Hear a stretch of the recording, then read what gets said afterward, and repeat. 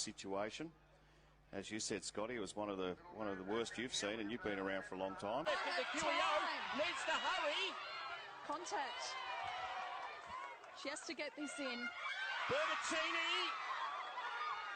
Oh, how about that? Going into extra time. time. Looks like that first touch just under the triple. He's very good at just throwing it just over the top, which looks like he's done just again there. Just about the last shot from Gabriel Richards, right behind it. No, gave it to Kelly Wilson on the buzzer. So when you get on a roll, doesn't matter what sport it is, whether it's 8-ball or footy or whatever. It's just yeah, exactly. Yeah. Same here too. And then on the other side, you've got chat to the old man before, still talking about Collingwood, which I didn't want to hear about. This is Whittle, bottom of the pack, trying to get out, pushed everyone out of the way. Big Harry had a shot at goal as he put it through. He has!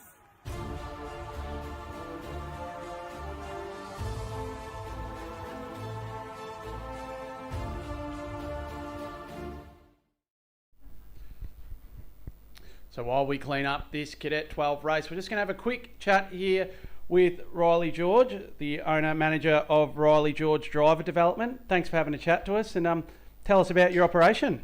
No worries. No, thanks for having me. Much appreciated. Look, I started driver development at the beginning of 2025, and I've just done my full first year in it, and yeah, love it. Ever since I started, go to the racetrack. I've been coming to the racetrack for the last 6 years or something now, pretty much every weekend. So to come here and still be able to do what I love, yeah, it's really good. And I love helping, you know, all the way from beginners to people who are already at state level get to that next level kind of thing. So yeah, it's really, really good fun for me, and I really enjoy it. So you are an ex-racer, obviously you're now in the development ranks. So what's a typical sort of team look like for you? How many drivers per weekend? How many weekends a year? Is it just Victorian, national based? Tell us about the whole scale of the operation. Yeah, so my plan for this year, like last year I started out just trying to do some local stuff and get some new kids into it. But since I've spent a year with those kids are now getting ready to step up and go to that state level and maybe start looking at the national level. And so my idea is running around, and we'll do pretty much all the state series stuff, so all the Golden Powers like this event, all the country series stuff, all the state championships, City of Melbourne, all that, and then we'll start venturing out into the South Australian State Championship and New South Wales State Championship and stuff like that. So yeah, usually we average around four to seven drivers every weekend, or every race weekend, sorry, and that's really, really good. But I don't like running too big of a crowd. I prefer it a bit more one-on-one with the driver. Yeah, that's just my thing, and that's how I run my business. But yeah, lower numbers, it gives you that more time with that driver development, because what a lot of people that don't follow the sport of karting don't understand, it's not just coaching about, you know, how to get round on the circuit the best. It's also very much a mental thing, you know, when in certain situations. So talk to us about how obviously racing starts on Saturday morning, but what's your lead up towards a race meeting? You'll have obviously practice weekends prior, the few days prior. What sort of does your week lead up look like? Yeah, so even for this event, like here this weekend, we obviously raced, and all the drivers who were here this weekend with me all raced the club day last weekend, and did the practice on the Saturday before, and we even did the weekend again before that. So we had 4 solid days of testing here, and the track is very much, well, now that it's rained, but prior to the rain was very much like those practice weekends. So that really paid off for a lot of drivers, and especially a lot of my drivers now are stepping out of their local club day level to go to a state level. So going to the track the weekend prior or a couple of days prior and practicing there and get a feel for it, you know, when you go out for official practice on the race weekend, you already know your baseline, you know what you're doing, you know which way the first turn goes, rather than just pulling up and hoping for the best. So that really, really makes a difference for a lot of my drivers, and yeah, it gives me a good chance to be able to get on track with them and work with them while they're out on track. While this is obviously not considered a team sport, it is very much a family affair though, isn't it? Like, I can only talk from your experience, your younger brother races, your family, you guys are at the track most weekends. How do you find with your 4 to 7 drivers, you know, the family, community involvement side? Yeah, look, definitely, like, family is a big thing. You know, I'm lucky enough that all throughout my career and Jai's career, we've been able to go away as a family, and for some people they're not that fortunate. You know, they might just be their father and son or mother and son that have to go away, kind of thing. So I've always been very fortunate to be able to go away with, you know, my dad, my mum and my brother. Pretty much every weekend we go racing, so it does make a big difference just having an extra person, an extra two people there. And sometimes you will have a disappointing race or a disappointing run or something happens, and have a team of family there to bring you back up is definitely a big part, and a mental thing as well, knowing that you have someone there that if something doesn't go your way, you can bounce back from it real easy. Well, a big season obviously last year of learning and development onto 2026. Only at the start in February. Sounds like you've got a big bumper season of racing ready to go. Good luck for the rest of the season, and thanks for having a chat to us. No worries. Thank you so much for having me. Riley George here this weekend. We'll take a short break on Super TV and be back very shortly.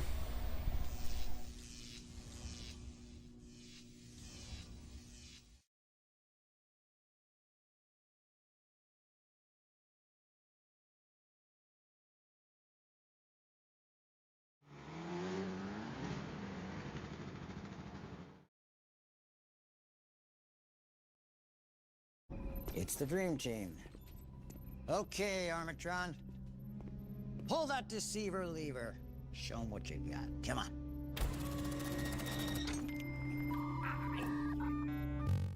Blocked by Telstra. Oh, what a surprise. I don't even know what that is.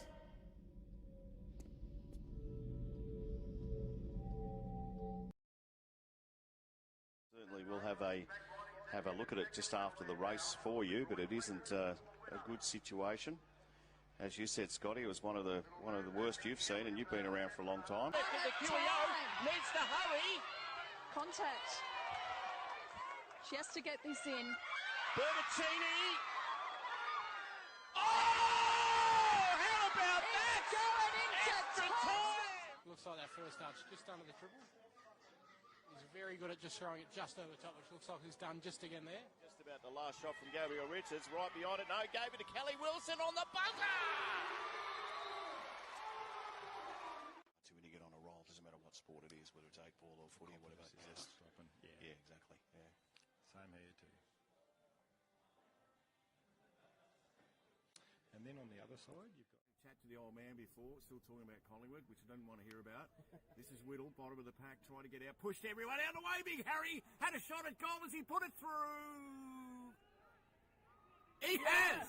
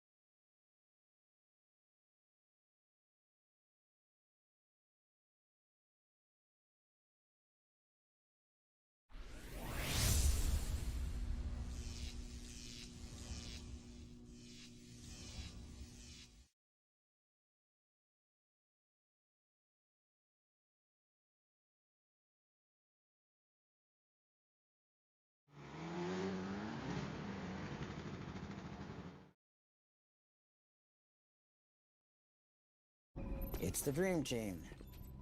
Okay, Armatron. Pull that deceiver lever. Show them what you got. Come on.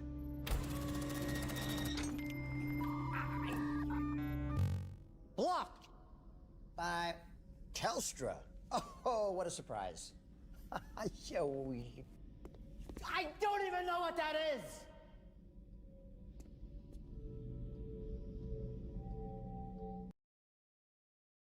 Certainly we'll have a look at it just after the race for you, but it isn't a good situation. As you said, Scotty, it was one of the worst you've seen, and you've been around for a long time. The needs to hurry. Contact. She has to get this in. Bertaccini. Oh, How about that? going into Extra time. time. Looks like that first touch just under the triple. He's very good at just throwing it just over the top, which looks like he's done just again there. Just about the last shot from Gabriel Richards. Right behind it. No, gave it to Kelly Wilson on the buzzer. When you get on a roll, doesn't matter what sport it is, whether it's 8-ball or footy or whatever. Stopping. Yeah, exactly. Yeah. Same here too. And then on the other side, you've got... Chat to the old man before, still talking about Collingwood, which I didn't want to hear about. This is Whittle, bottom of the pack, trying to get out, pushed everyone out of the way. Big Harry had a shot at goal as he put it through. He has!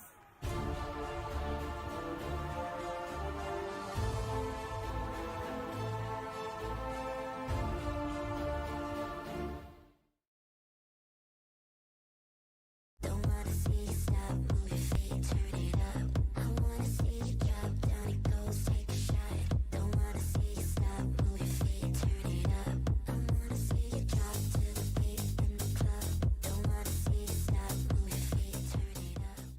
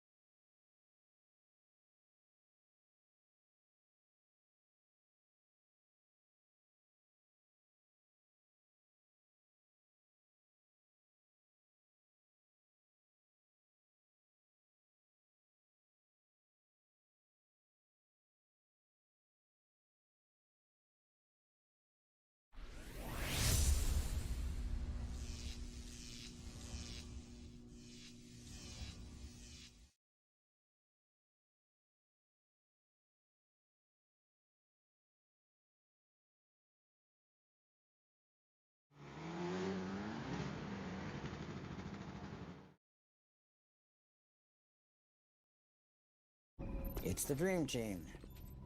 Okay, Armatron. Pull that deceiver lever. Show 'em what you got. Come on.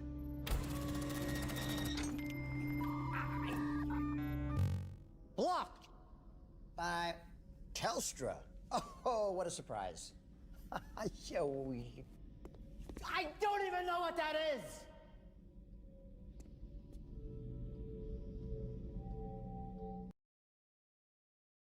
Certainly we'll have a look at it just after the race for you, but it isn't a good situation.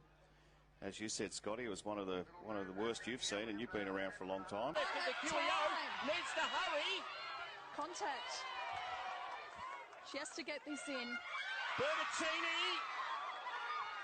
Oh! How about that? Going into Extra time. time. Looks like that first touch just under the triple. He's very good at just throwing it just over top, which looks like he's done just again there. Just about the last shot from Gabriel Richards. Right behind it. No, gave it to Kelly Wilson on the buzzer. When you get on a roll, doesn't matter what sport it is, whether it's 8-ball or footy or whatever. Stopping. Yeah, exactly. Yeah. Same here too. And then on the other side, you've got... Chat to the old man before, still talking about Collingwood, which I didn't want to hear about. This is Whittle, bottom of the pack, trying to get out, pushed everyone out of the way. Big Harry had a shot at goal as he put it through. He has!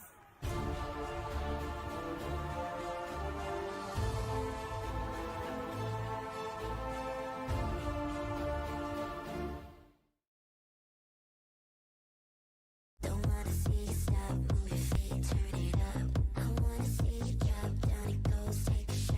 Don't wanna see you stop, move your feet, turn it up. I wanna see you drop to the beat in the club. Don't wanna see you stop, move your feet, turn it up.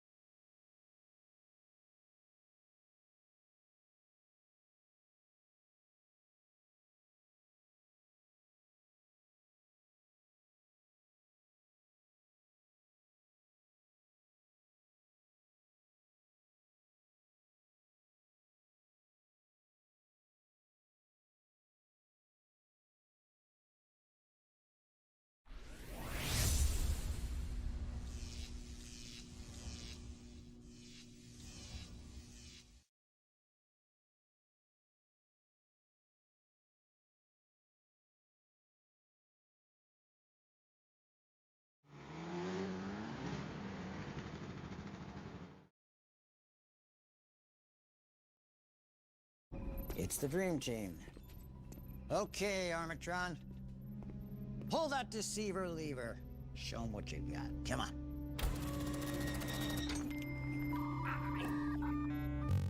Blocked by Telstra. Oh, what a surprise. I don't even know what that is.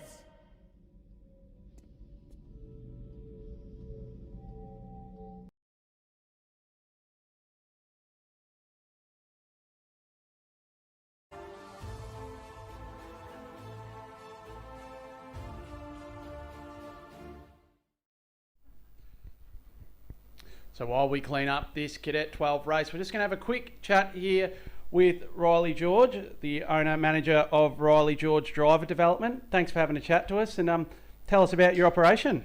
No worries. No, thanks for having me. Much appreciated. Look, I started driver development at the beginning of 2025, and I've just done my full first year in it, and yeah, love it. Ever since I started, go to the racetrack. I've been coming to the racetrack for the last 6 years or something now, pretty much every weekend. So to come here and still be able to do what I love, yeah, it's really good. And I love helping, you know, all the way from beginners to people who are already at state level get to that next level kind of thing. So yeah, it's really, really good fun for me, and I really enjoy it.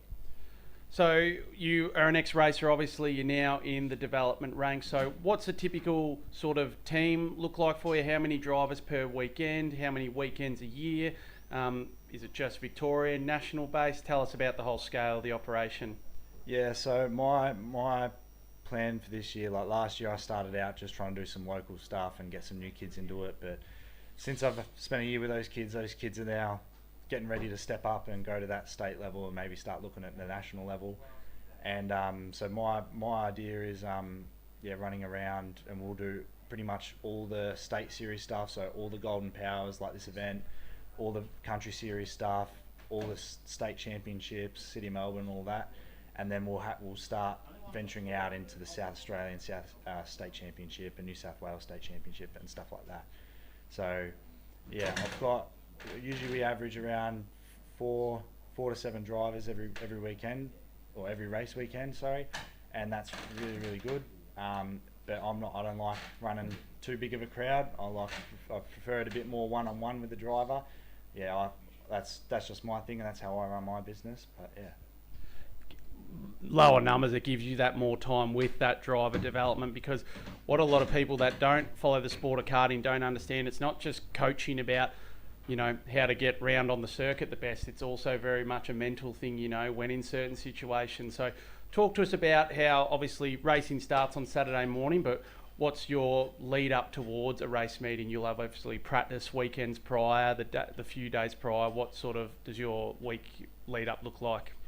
Yeah, so even for this event, like here this weekend, we obviously raced, and all the drivers who were here this weekend with me all raced the club day last weekend, and did the practice on the Saturday before, and we even did the weekend again before that. So we had 4 solid days of testing here, and the track is very much, well, now that it's rained, but prior to the rain was very much like those practice weekends. So that really paid off for a lot of drivers, and especially a lot of my drivers now are stepping out of their local club day level to go to a state level. So going to the track the weekend prior or a couple of days prior and practicing there and get a feel for it, you know, when you go out for official practice on the race weekend, you already know your baseline, you know what you're doing, you know which way the first turn goes, rather than just pulling up and hoping for the best. So that really, really makes a difference for a lot of my drivers, and yeah, it gives me a good chance to be able to get on track with them and work with them while they're out on track. While this is obviously not considered a team sport, it is very much a family affair though, isn't it? Like, I can only talk from your experience, your younger brother races, your family, you guys are at the track most weekends. How do you find with your 4 to 7 drivers, you know, the family, community involvement side? Yeah, look, definitely, like, family is a big thing. You know, I'm lucky enough that all throughout my career and Dry's career, we've been able to go away as a family, and for some people they're not that fortunate. They might just be the father and son or mother and son that have to go away kind of thing. So I've always been very fortunate to be able to go away with, you know, my dad, my mum and my brother. Pretty much every weekend we go racing, so it does make a big difference just having an extra person, an extra 2 people there. And sometimes you will have a disappointing race or a disappointing run, or something happens, and have a team or family there to bring you back up is definitely a big part, and a mental thing as well, knowing that you have someone there that if something doesn't go your way, you can bounce back from it real easy. Well, a big season obviously last year of learning and development onto 2026. Only at the start in February. Sounds like you've got a big bumper season of racing ready to go. Good luck for the rest of the season, and thanks for having a chat to us. No worries. Thank you so much for having me. Riley George here this weekend. We'll take a short break on Super TV and be back very shortly.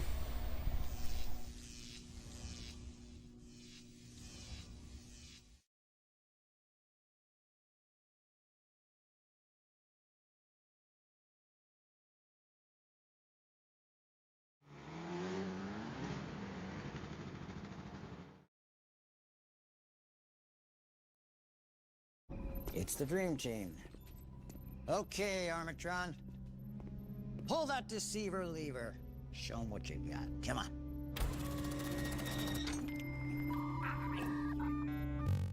Blocked by Telstra.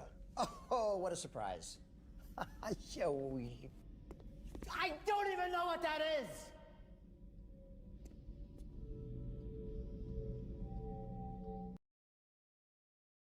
Certainly we'll have a look at it just after the race for you, but it isn't a good situation. As you said, Scotty, it was one of the worst you've seen, and you've been around for a long time. Needs to hurry. Contact. She has to get this in. Bertaccini. Oh, how about that? Going into Extra time. time. Looks like that first touch just under the triple. He's very good at just throwing it just over the top, which looks like he's done just again there. Just about the last shot from Gabriel Richards, right behind it. No, gave it to Kelly Wilson on the buzzer. So when you get on a roll, doesn't matter what sport it is, whether it's 8-ball or footy or whatever. It's just Stopping. yeah, exactly. Yeah. Same here too. And then on the other side, you've got Chat to the old man before, still talking about Collingwood, which I don't want to hear about. This is Whittle, bottom of the pack, trying to get out, pushed everyone out of the way. Big Harry had a shot at goal as he put it through. He has.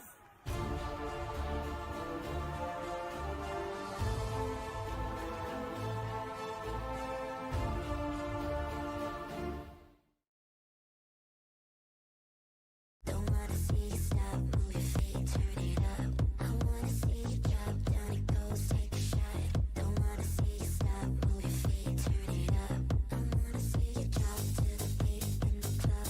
Don't wanna see you stop, move your feet, turn it up.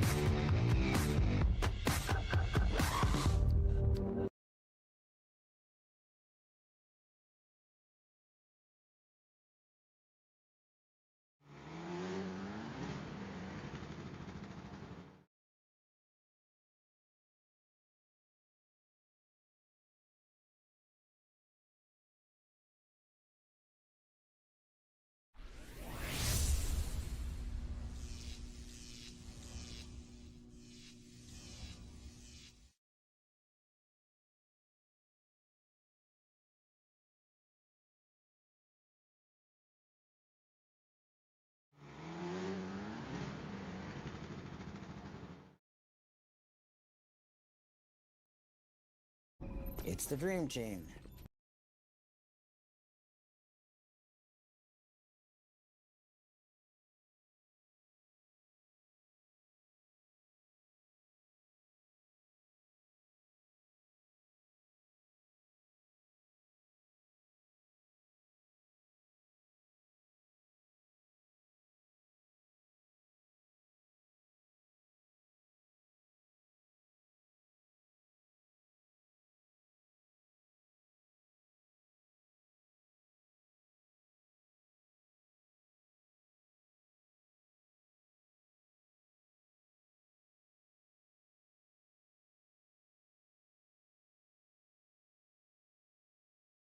Certainly we'll have a look at it just after the race for you, but it isn't a good situation.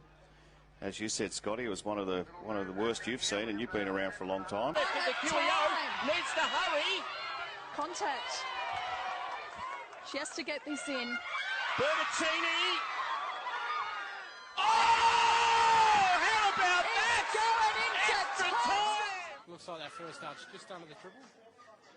He's very good at just throwing it just over the top, which looks like he's done just again there. Just about the last shot from Gabriel Richards, right behind it. No, gave it to Kelly Wilson on the buzzer. When you get on a roll, doesn't matter what sport it is, whether it's 8-ball or footy or whatever. It's just Dropping. yeah, exactly. Yeah. Same here too. And then on the other side, you've got Chat to the old man before, still talking about Collingwood, which I don't want to hear about. This is Whittle, bottom of the pack, trying to get out, pushed everyone out of the way. Big Harry had a shot at goal as he put it through. He has!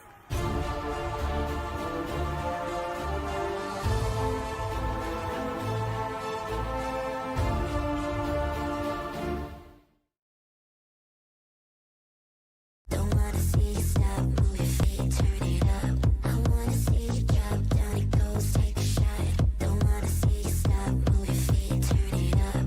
I wanna see you drop to the beat in the club. Don't wanna see you stop, move your feet, turn it up.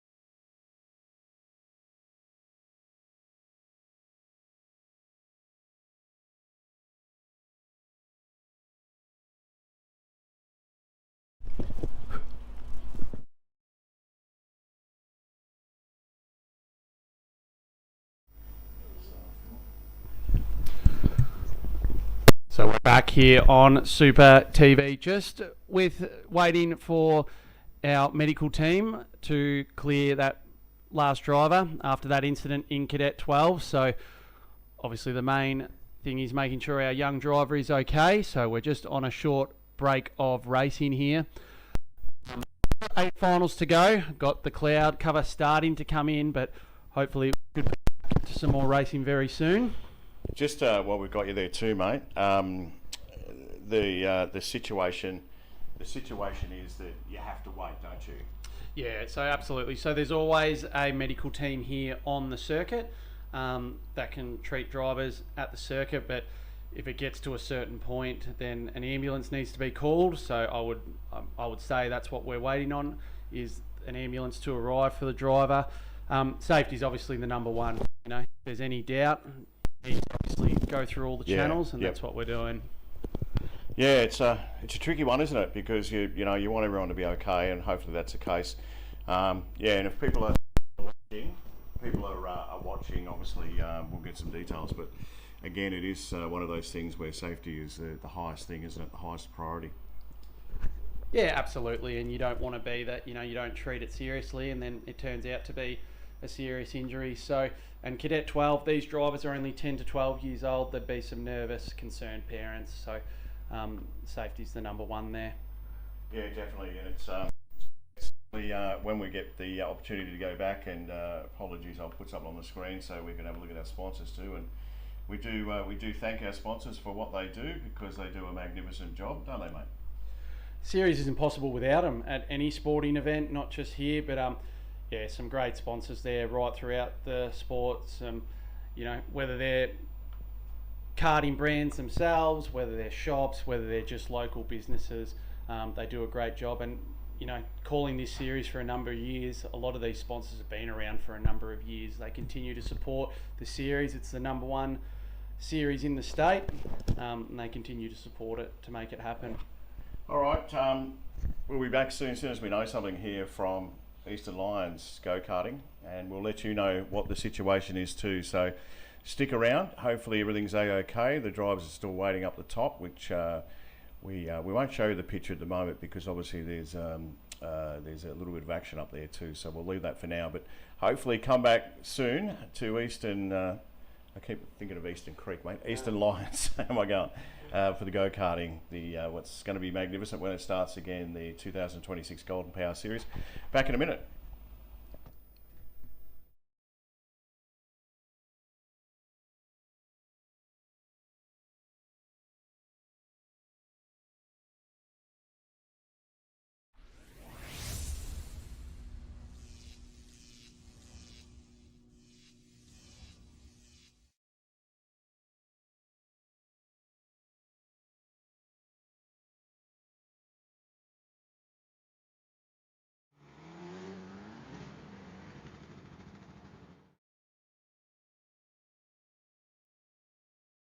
It's the Dream Team. Okay, Armatron. Pull that deceiver lever. Show them what you got. Come on.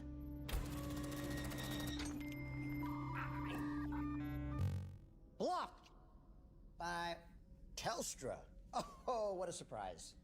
I don't even know what that is.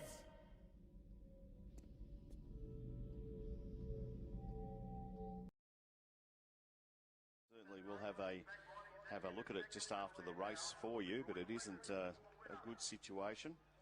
As you said, Scotty, it was one of the worst you've seen, and you've been around for a long time. Needs to hurry. Contact. She has to get this in. Bertaccini. Oh, how about that? Going into time. Looks like that first touch just under the triple.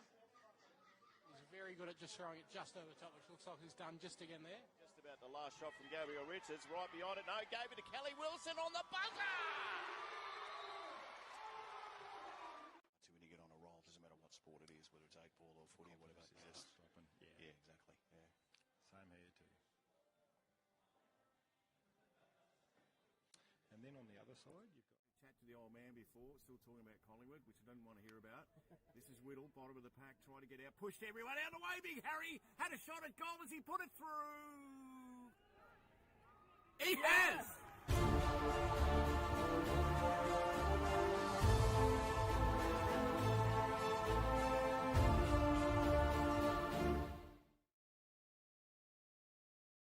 Don't wanna see you stop, move your feet, turn it up. I wanna see you drop, down it goes, take a shot. Don't wanna see you stop, move your feet, turn it up. I wanna see you drop to the beat in the club. Don't wanna see you stop, move your feet, turn it up.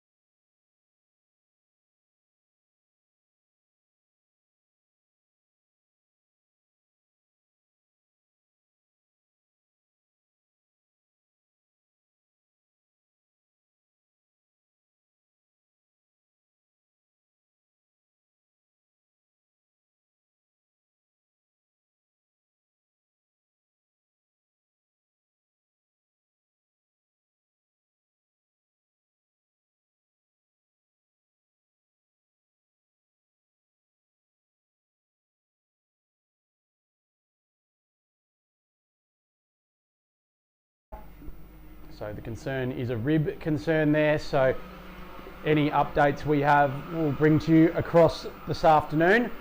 But Cadet 12 will be restarted here.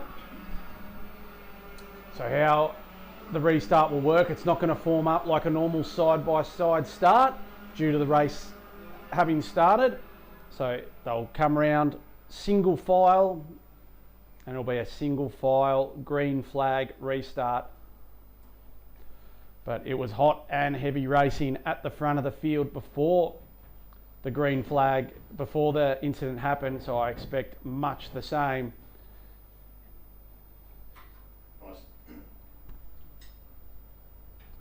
So they all come through ready to go.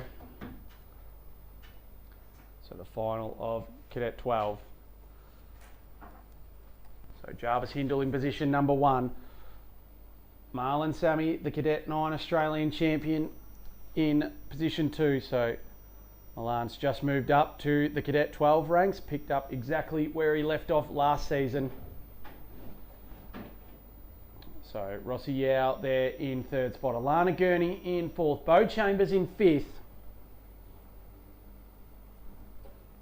So green flag in our officials' hands. We're about to go racing. Who's going to take out the Cadet 12 final? Hindle will lead them away, and green flag flies. They're underway, this single file restart. So Hindle's going to lead. Rossi Yao and Milan Sammy are going to go side to side up into turn number 2. Sammy holds on to that position. So they go through the double left-hander. Hindle now goes to the inside, Sammy to the outside. So straight away they're boxing on at the front here in Cadet number 12. These 10 to 12-year-old drivers battling at the front. Hindle, your leader. Sammy is hot on the heels. of the race leader. He's going to try and fire up the inside. Couldn't get it done. Rossi Yao in third spot there. Alana Gurney in fourth. So Alana, the Victorian State Cup winner. She's the ladies champion as well. Bo Chambers in position number 5. So they thunder through this field. Oh, we've had a couple go off down into turn number 1. And one driver not happy with his competitor there. They're both going to be out of contention. So Hindle, Sammy, Rossi Yao. All these drivers have been to the top. Hindle's a former state champion. Sammy's a current national champion. Rossi Yao's an Australasian champion. Chambers a former state champion. Gurney, she's a state cup winner and a ladies champion.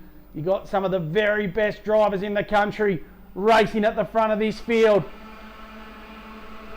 Hindle, Sammy, 1 and 2. Any move up the inside into turn 2. Rossi Yao thought about it, couldn't get it done. Oh, just nips up on the back of Milan Sammy there. And so Chambers is now on the inside of Gurney there.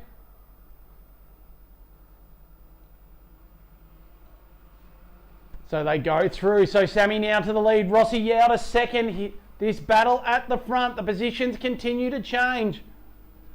Does Jarvis Hindle have a look up the inside? No. Bo Chambers goes through on him.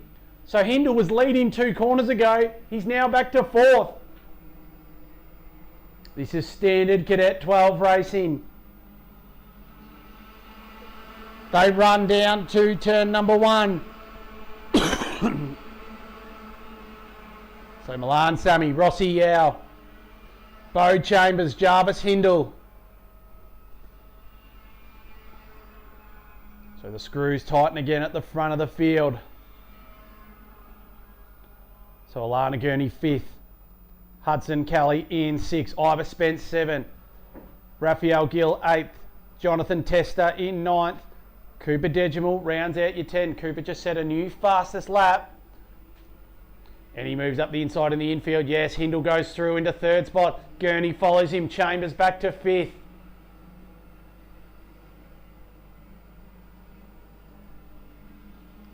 So Milan Sammy out in front. He's in the parallel entry, the J&D Racing entry.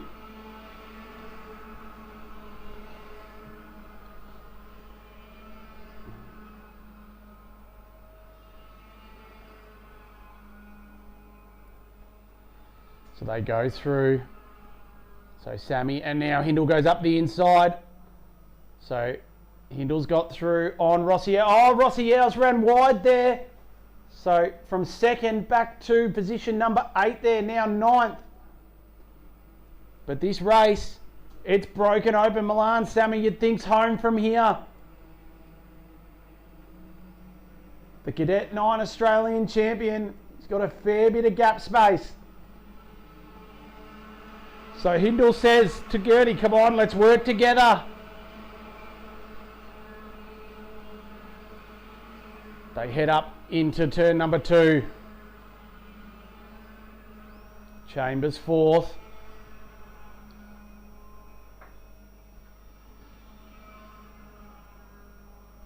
As they get into the back end of this one, it was 1.05 seconds between Sammy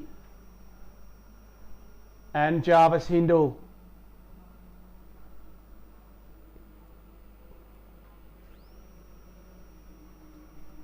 So Sammy, Hindle, Gurney, Chambers.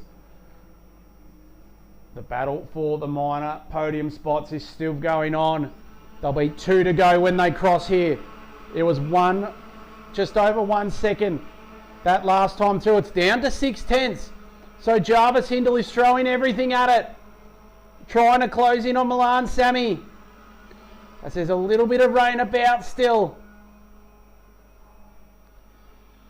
Sammy, an Australian champion. Now Gurney goes through though.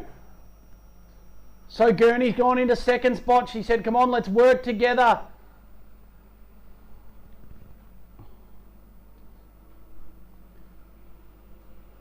They're going going to come through and down. Hindle goes into second spot, so another positional change. So last lap flag, it's going to be at the ready this time through. Milan Sammy, he's well on the way home. He's got one more to go. But who's going to finish second? Is it Hindle or is it Gurney? They fire into turn number 2. Through the double left-hander they go. There is our race leader, Milan Sammy, into the bus stop. That battle for second continues. But Milan Sammy, in his first big meeting in the Cadet 12 ranks, he's going to come through and pick off where he did in Cadet 9. Comes through the double left-hander. And Milan Sammy is going to take victory in Cadet 12. Jarvis Hindle is going to come through to finish second.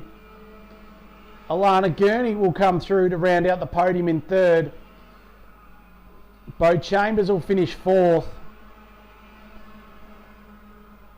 Fifth is Hudson Kelly. Sixth, Ivor Spence. Seventh is Jonathan Tester. Raphael Gill in eighth. Rossi Yao in ninth. And Ethan Yowd rounds out your top 10 of Cadet 12. Well, we're back to racing now. We'll clean this one up and we'll be back with KA3 Junior Light, our 5th final on the program.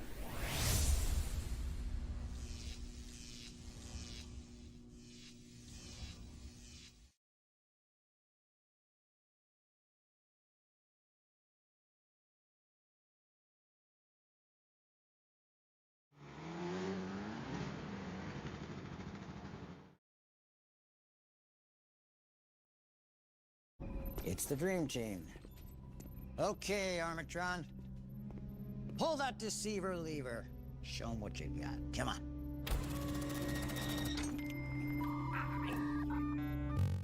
Blocked by Telstra. Oh, what a surprise. I don't even know what that is.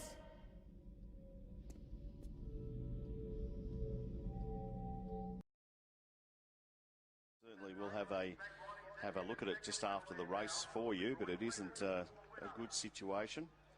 As you said, Scotty, it was one of the worst you've seen, and you've been around for a long time. Needs to hurry. Contact. She has to get this in. Bertocchini. Oh, how about that? Going into time. Looks like that first touch just under the triple. He's very good at just throwing it just over the top, which looks like he's done just again there. Just about the last shot from Gabriel Richards. Right behind it. No, gave it to Kelly Wilson on the buzzer. So when you get on a roll, doesn't matter what sport it is, whether it's 8-ball or footy or whatever. Stopping. Yeah, exactly. Yeah. Same here too. And then on the other side, you've got Chat to the old man before, still talking about Collingwood, which I don't want to hear about. This is Whittle, bottom of the pack, trying to get out, pushed everyone out of the way. Big Harry had a shot at goal as he put it through. He has!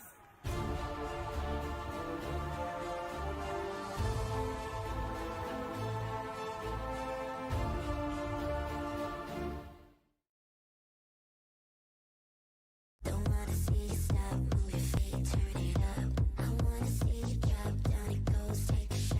Don't wanna see you stop, move your feet, turn it up. I wanna see you drop to the beat in the club.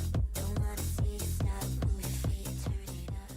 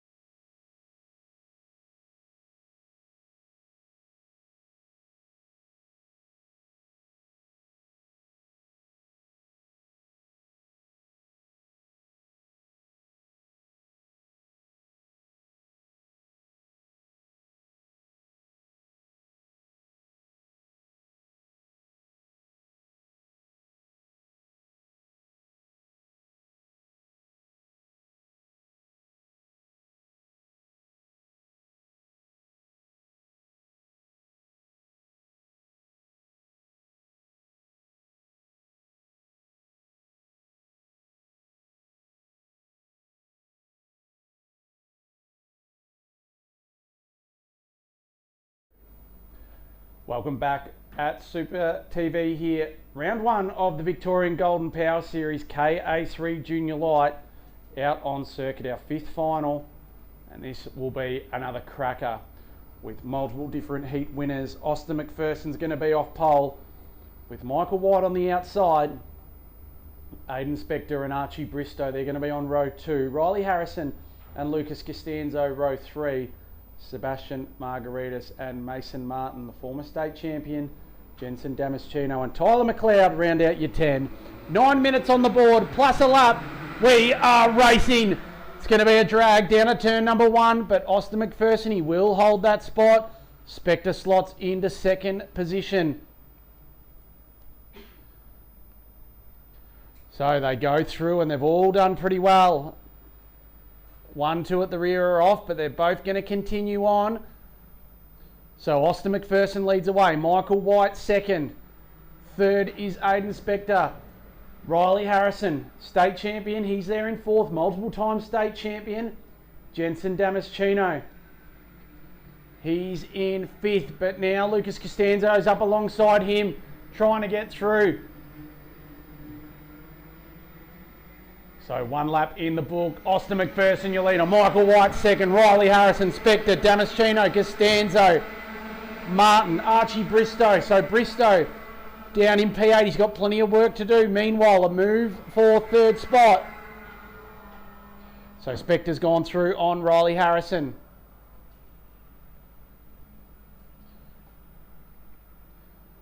So they go through.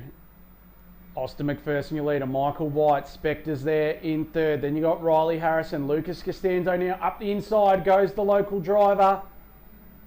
And Jensen Damasceno now goes into 5th.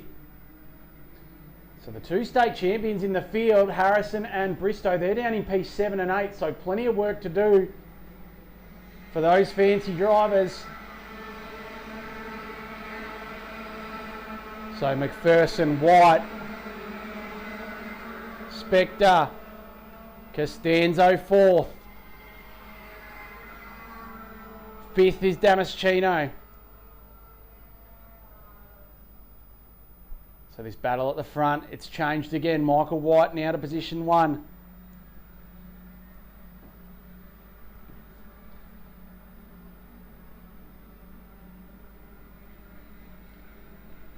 So down into the infield, and Spector now makes another move. He's gone through on Austin McPherson. So the pro karting driver is picking his way forward.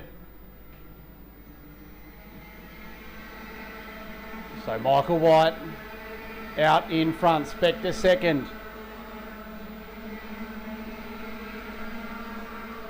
We go into turn number 2.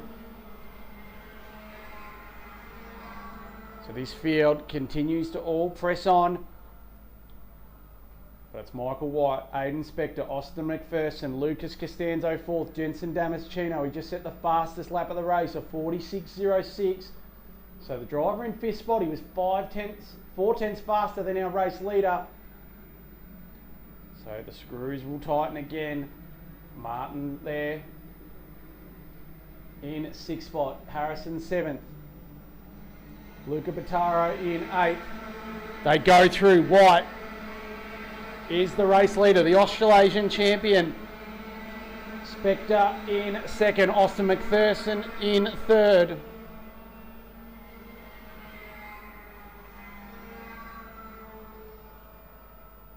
So into the bus stop for another time. This top 4 tightens up again. Costanzo's now on the back of this group as they come hard under brakes. No one doing a move at the moment, but this one, it's just building.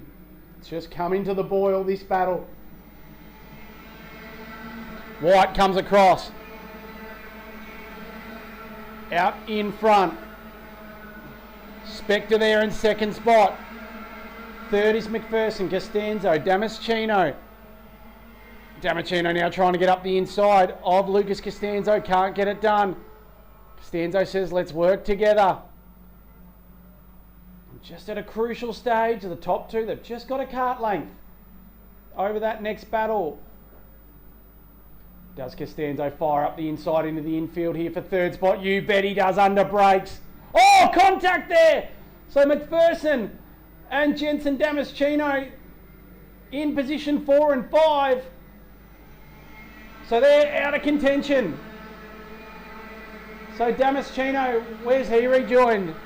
He's down in about 20th, I reckon. Maybe in the top 15. He's right down the order, and so is McPherson. So two of our front runners are out of the battle. Costanzo got up the inside. McPherson then came together with Jensen Damasceno. So two of our front runners down the order. And now a move for the lead. So Spector's gone up into second spot. White's there in second. Costanzo pulls up on the outside. Mason Martin's there in fourth. Riley Harrison fifth. Archie Bristow sixth. But this battle at the front, it's continuing to go on. They stunned it down to start another lap. The intensity in the room's lifted at the front. They go through into the double left-hander.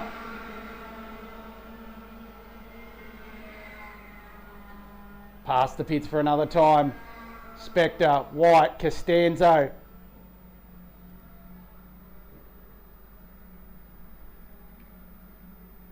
This has been a hard-fought battle.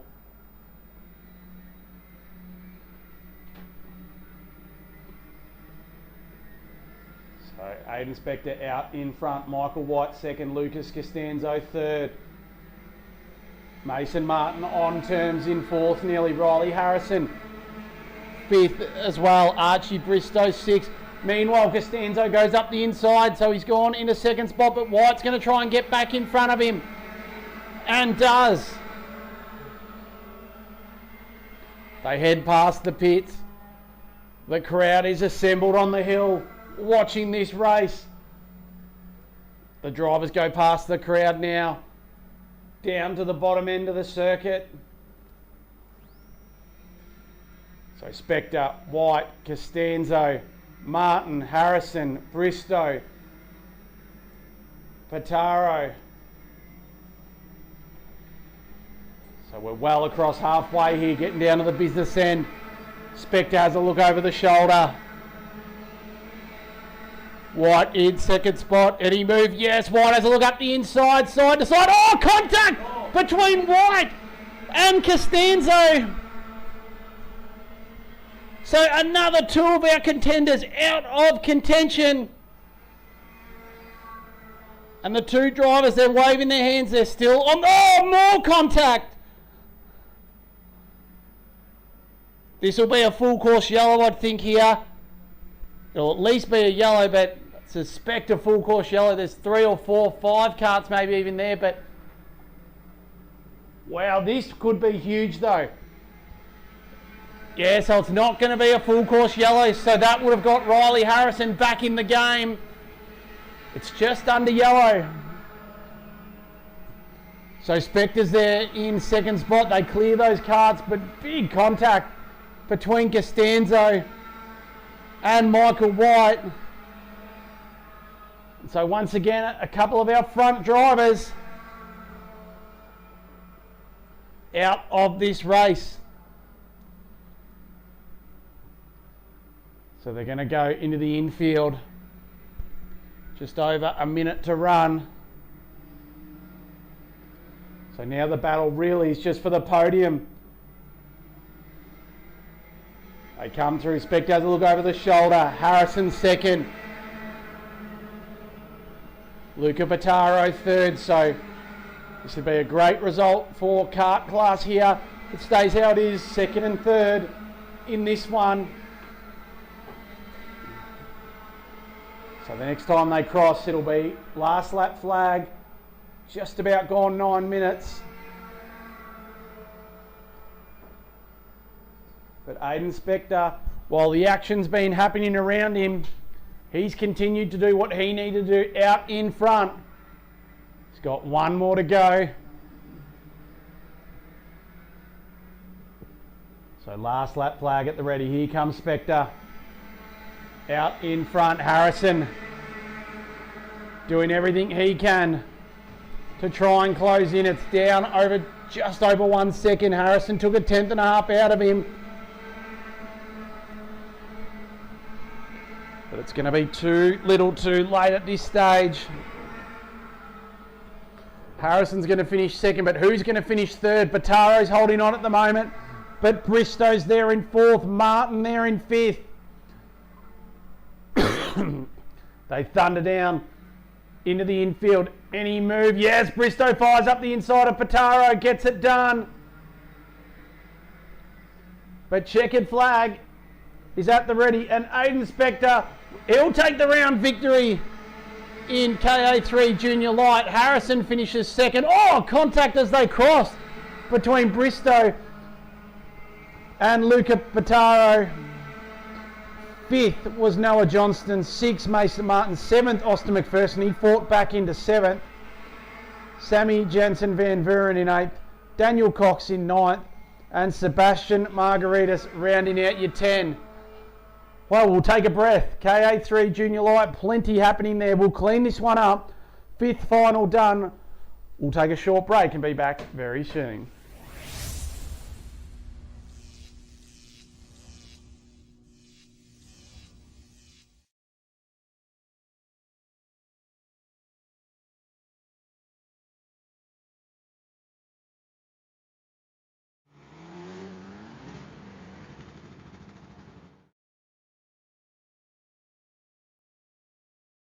It's the Dream Team. Okay, Armatron. Pull that deceiver lever. Show them what you got. Come on.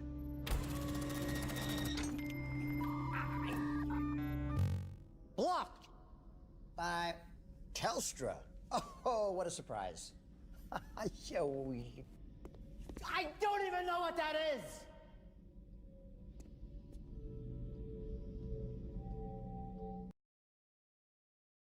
Certainly we'll have a look at it just after the race for you, but it isn't a good situation. As you said, Scotty, it was one of the worst you've seen, and you've been around for a long time. Needs to hurry. Contact. She has to get this in. Bertocchini. Oh, How about that? going into time. Looks like that first touch just under the triple. He's very good at just throwing it just over the top, which looks like he's done just again there. Just about the last shot from Gabriel Richards. Right behind it. No, gave it to Kelly Wilson on the buzzer. When you get on a roll, doesn't matter what sport it is, whether it's 8-ball or footy or whatever. It's just Dropping. yeah, exactly. Yeah. Same here too. And then on the other side, you've got Chat to the old man before, still talking about Collingwood, which I don't want to hear about. This is Whittle, bottom of the pack, trying to get out, pushed everyone out of the way. Big Harry had a shot at goal as he put it through. He has!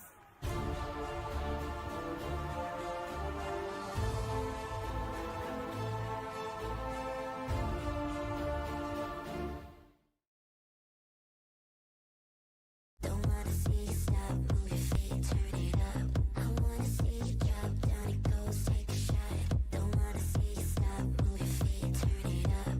I wanna see you drop to the beat in the club. Don't wanna see you stop, move your feet, turn it up.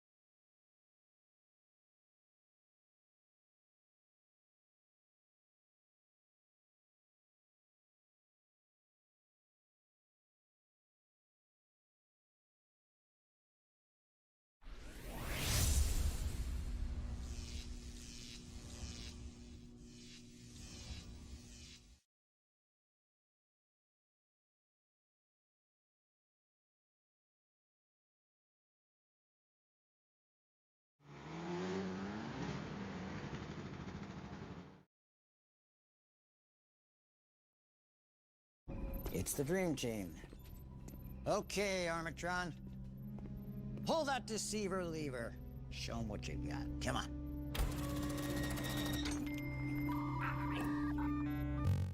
Blocked by Telstra. Oh, what a surprise. I don't even know what that is.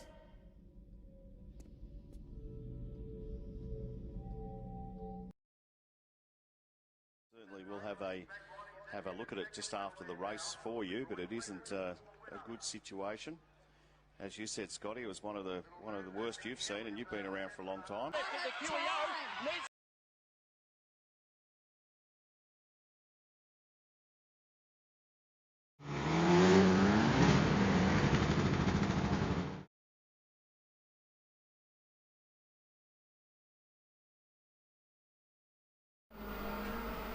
Welcome back to Super TV here at the opening round of the Victorian Golden Power Series here at the Eastern Lions Kart Club. Just a short 5-10 minute drive from Seymour, an hour from the capital of Melbourne and an hour from Central Victoria in Bendigo. Tag 125 Light out on circuit. This is going to be another fast and furious final. Hugo Garraway and Amos Orr, they're going to be on the front row. Dallas Green will be out of position number 3. We've had 3 different heat winners here this weekend, and well, this is going to be interesting. Amos Orr has had some sort of issue. He's right at the rear of the field here. Are they going to let it? They are going to go round again. So Amos Orr will take a big breath of fresh air here. Oh no, we actually look like we are going to get a start here. So if this starts, Amos Orr, you'd pretty much put a cross through him. He'll be out of business. And they do. So we're underway in Tag Light and Amos Orr. There'll be steam coming out of that helmet. The Victorian champ due to start off the front row. Dead last as they went through. So Hugo Garraway, though, the driver out of Mildura, he leads away. From Dallas Green, Alexander Yannidis. He's there in 3rd spot. Dominic Mercury, the South Australian, in 4th. Cooper Johnstone 5th. Zach Finlay, our pole sitter yesterday. He's there in position number 6.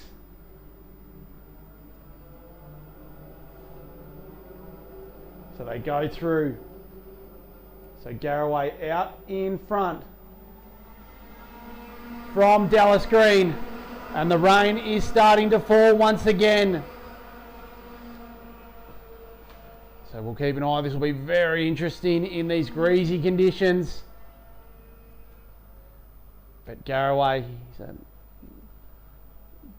he's a tall young man, so it'd be good for his grip there. Trying to generate through that kart. Dallas Green in 2nd. Dominic Mercury, the South Australian, in 3rd. So Alexander Yannidis now goes up to 3rd spot.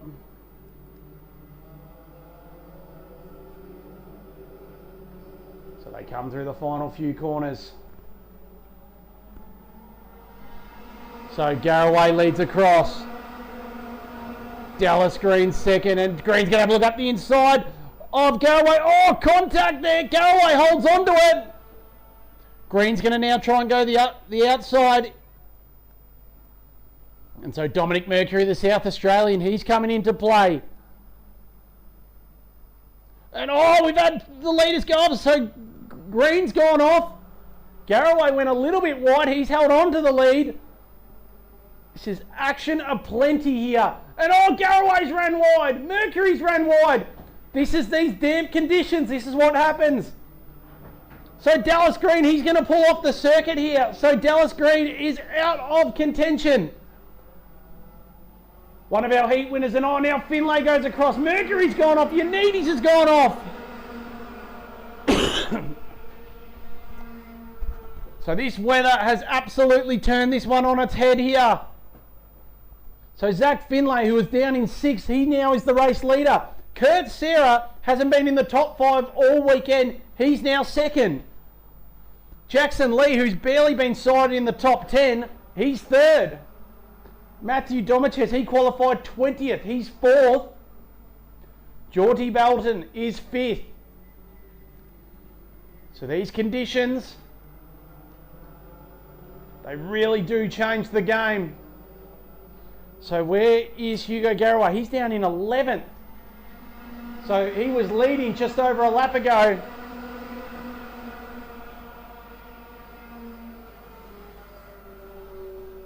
And so the fastest card on the circuit is Amos Orr. He's done a 45.4. He's in 14th.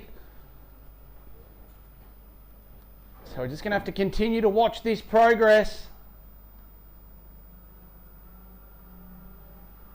So Finlay, your leader. Sarah in second spot. Jackson Lee, one of the local drivers, in third. Oh, another one's gone off there. That was Luca Casolo. Just ran wide. Rejoins down the order. So it's really a case of last man, last woman standing here at the moment. But Zach Finlay, he's going to continue to lead this one. From Kurt Sarah. The driver on the fight back though here is Hugo Garraway. 2 laps ago, he was 11th. He's up into P5 now. So he's in the Shell Rimula outfit in 5th spot. But Finlay, Sarah, Jackson Lee continues to go on the battle. So Amos Orr, I reckon he's in the top 10 now. He is. So he's another one fighting back. So Zach Finlay goes through the double left. He really is the pioneer at the moment with this rain coming down. Sarah in second, Lee third, Domichez, Garraway.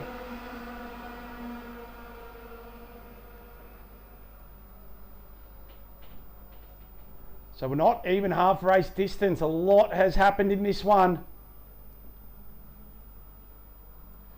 So new fastest lap just set by Hugo Garraway.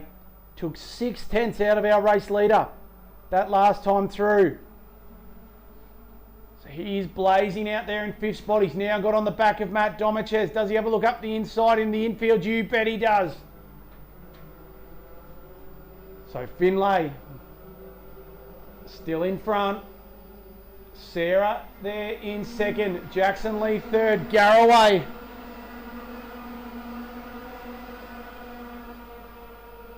He's in position 4. Does he go up the inside for third? You bet he does. Garraway picks off another one. So the driver out of Mildura led the early stages, then got caught out by the wet weather. Now he's back into 3rd position and on an absolute charge. Amos Orr's the other driver. He's up into 8th spot here. So Orr is continuing to march forward. Meanwhile, Garraway goes to 2nd.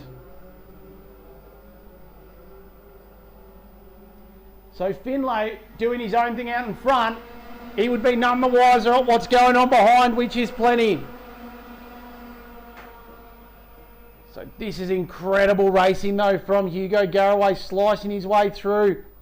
And Amos Orr is another one making his way through. So Garraway, even though he made 2 overtakes, he took 3/10 out of the race leader. But look at Amos Orr, he's up to 5th. This field, there's nearly 30 drivers in it. He was dead last and they started. He's now up into 5th spot. So Zach Finlay still holding on to that lead, but Hugo Garraway, he's in 2nd. There he is, the Shell Rimula entry. Kurt Sarah, Jackson Lee. So Amos Orr, he'll be the next one to make a move, you'd think. Up to 4th spot, not there. So, but this is going to go to the wire. So it was 0.96 of a second. It's down to 0.81, and Amos Orr is blistering out in 5th spot. So he's actually just dropped a spot to Dominic Mercury there. But he set the fastest lap of the race. It was 8/10 between Finlay and Garraway.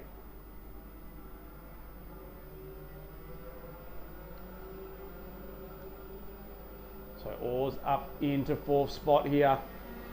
This continues his fight back. So it was 0.81 of a second when they crossed last time through. Zach Finlay was your leader. He still is, but it's down to 0.58. And Amos Orr has got to third. He's up on the podium. He was dead last earlier in this race. He's now into third spot. Finlay has a look over the shoulder. Garraway is running out of time, but you can see him. He's getting there. There he is, the 63 entry. There's going to be 2 laps to go when they cross here. Finlay had 0.58. Garraway's throwing everything at it. Amos Orr is up into third spot.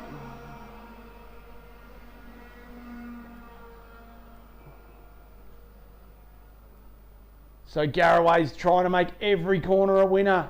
Try and get through. It's down to 0.53. He took margin, but not much. Finlay's weathering the storm at the moment.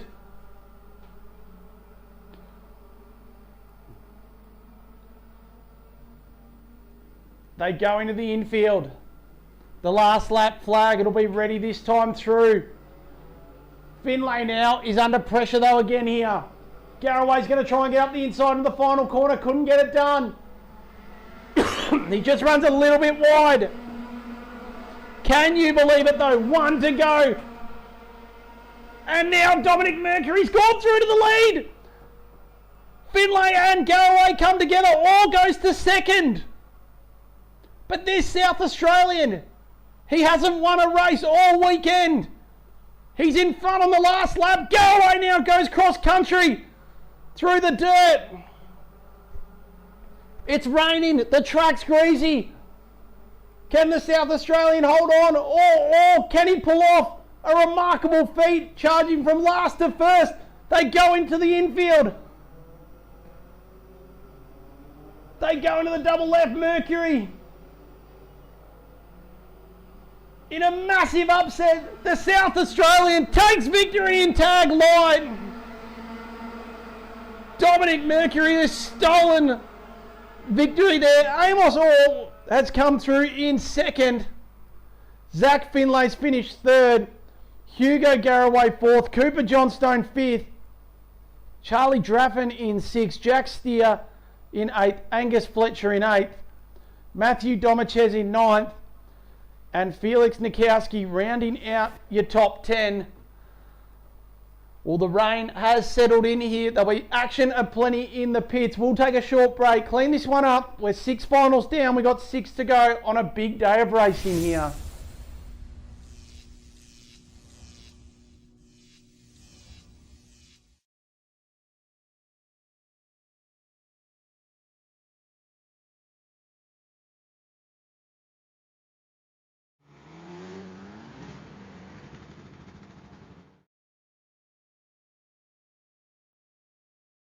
It's the Dream Team.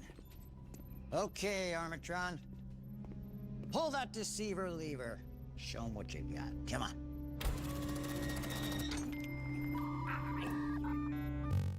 Blocked by Telstra. Oh, what a surprise. I don't even know what that is.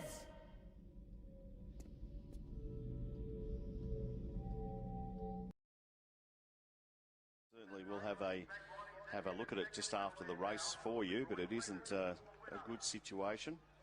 As you said, Scotty, it was one of the worst you've seen, and you've been around for a long time. Needs to hurry. Contact. She has to get this in. Bertocini.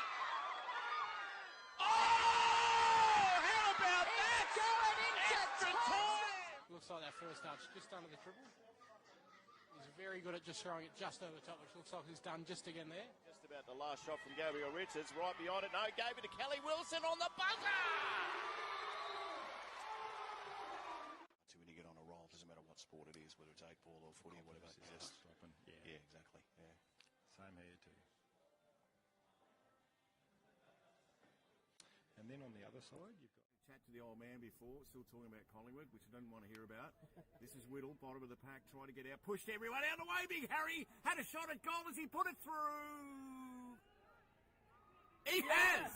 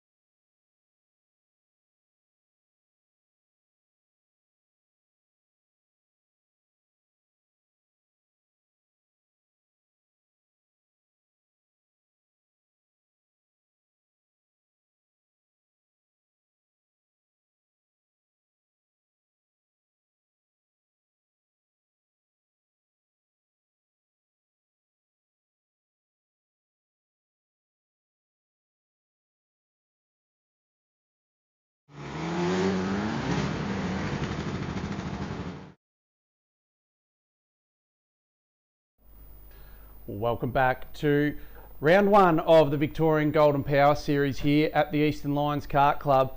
These finals are getting more and more intense. We're on to race 7 on the program. Vic Combined Masters. Remo Lucioni, he's been undefeated so far this weekend. He'll be off position number 1.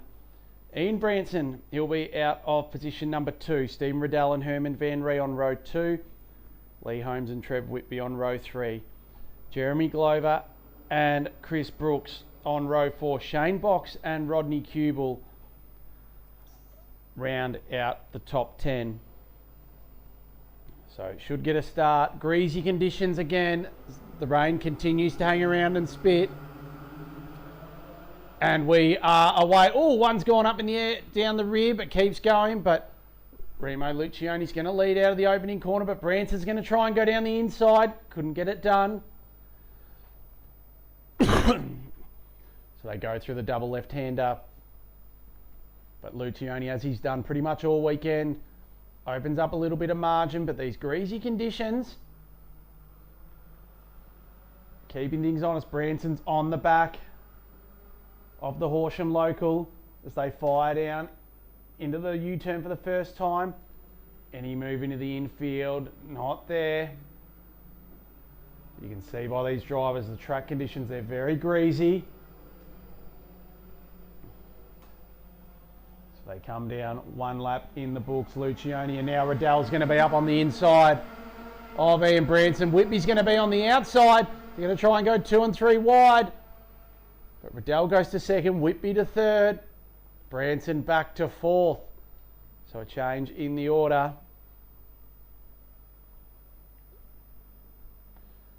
So Branson drops down to P4, but Riddell is the driver that is on the move. He's up to second, and he's doing a great job. He's right on the back of Remo Lucioni, who'd be very wary in these situations. He's got so much experience. Over 50 state championships for our race leader, nearly 10 national titles. He's one of the best Australian karting scene. He's going to have to use all of his knowledge in these tricky conditions. As Riddell now is going to fire up the inside into turn 2 and got him. So change for the lead. Stephen Riddell, the local driver, goes to the front. Lucioni goes back to second. Whitby third. Branson in position number 4.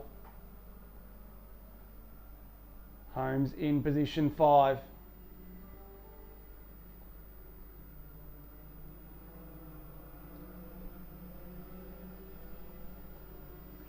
So through the double left-hander.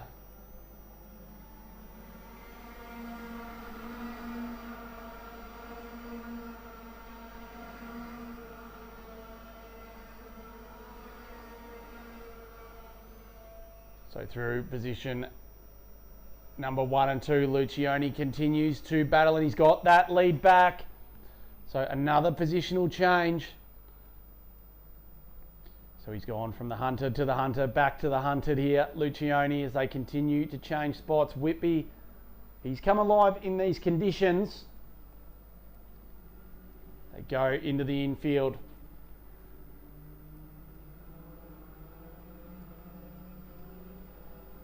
Through the double left-hander.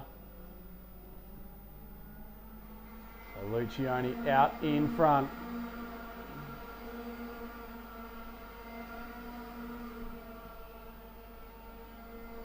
Riddell, just hanging there at the moment.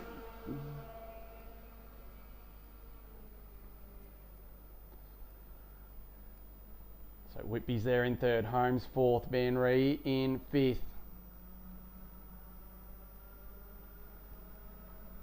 Down the hill they thunder.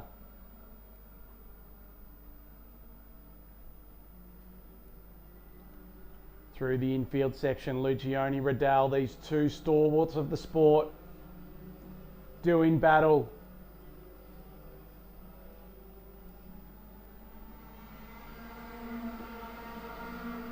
They'd both love to grab a victory here.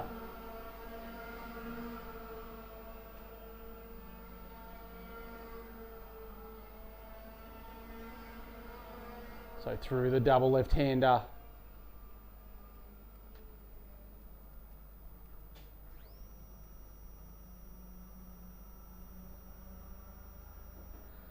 So as this field thunders through the bus stop, down to the infield again. So Lucioni, Riddell, Whitby in P3, Van Ree 4th, Holmes, Branson, Jeremy Glover, Bob Barnes, Rob Baldacchino and Shane Box rounds out your 10.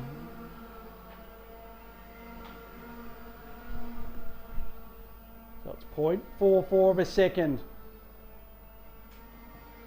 between Lucioni and Riddell. Lucioni's just opened up a little bit of margin after losing that lead earlier.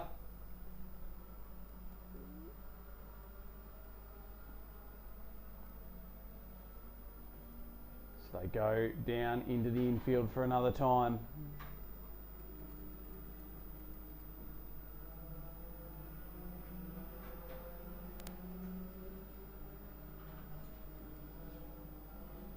So through the final corners they come. Lucioni, Riddell, Whitby, Van Ree, Holmes, Branson.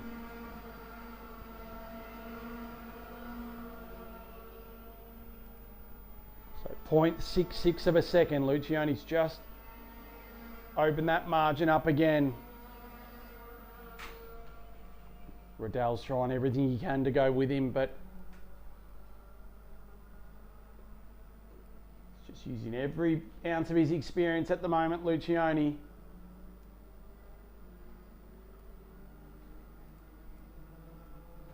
So over 6 minutes gone, so they're into the back third of this one.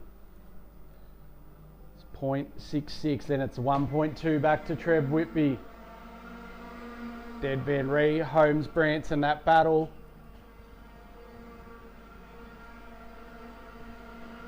And he moves into turn number 2. Holmes is going to try and get up the inside of Van Ree.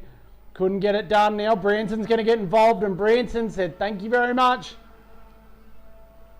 So Holmes tried to make the move for 4th, couldn't get it done, and in the end lost the spot to Branson. So Ian up into 5th spot there. Lee back to 6th.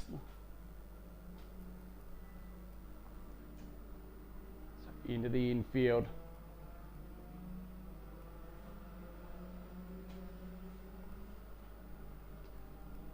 Out of the infield through the final few corners. Lucioni comes through.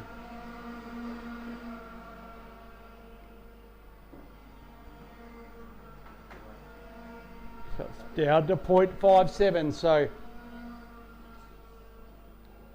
Riddell took a 10th out of the race leader, and as this rain, it comes down again. The margin closes. So as the track dries out and steadies, Lucioni's got the pace, but as there's a bit of water and rain about, Riddell comes right back into play here.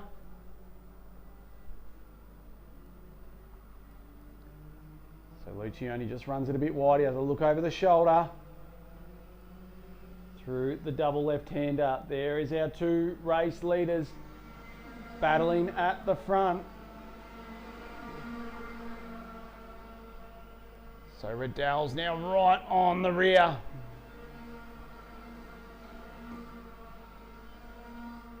It's back to 0.29 of a second.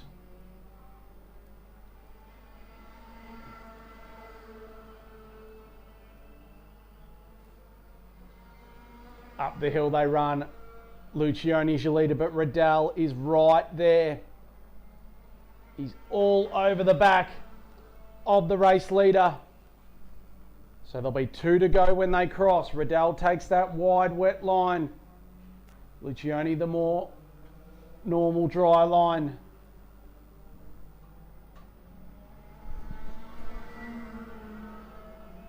Two laps to go. Lucioni has a look over the shoulder. He would have seen Riddell right there.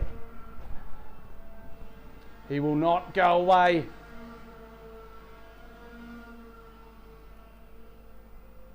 Lucioni having to use every bit of his racecraft, every bit of his years of experience to hold on. They fire up the hill for another time. Down to the U-turn. So they'll get the last lap flag this time through. And Riddell's now going to get up on the inside. He's got through. So a change of the lead. So Stephen Riddell now back in front. 1 to go. Lucioni's going to get up on the inside. Down to turn number 1. Another lead change. Riddell will not go away. He's trying everything he can to get that lead back. Through the bus stop they go. Lucioni's holding on by his fingernails. Riddell's all over the back of the arrow entry. They run down the hill. Riddell's going to try the crisscross. He's going to get drive. Lucioni drops a wheel. Another lead change. Riddell is going to pinch it. Lucioni, who hasn't dropped a race all weekend. Riddell, though, is going to win the one that counts, and he'll win the final in Vic Combined Masters. Lucioni finishes second. Trevor Whitby comes through for his best result of the weekend, and on the podium in third. Ian Branson fourth, Lee Holmes in fifth, Jeremy Glover in sixth, Herman Van Ree in eighth, Herman Van Ree in seventh, Shane Box eighth, Rob Baldacchino in ninth, and Bob Barnes rounds out your top 10. Another final in the books, another great battle. We'll take a short break and we'll be back with KA3 Senior Medium very shortly.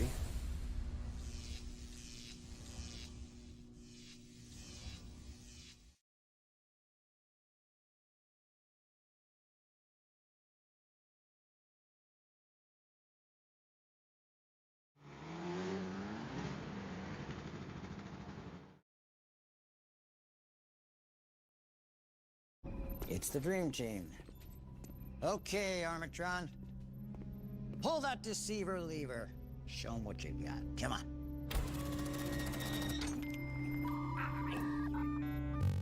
Blocked by Telstra.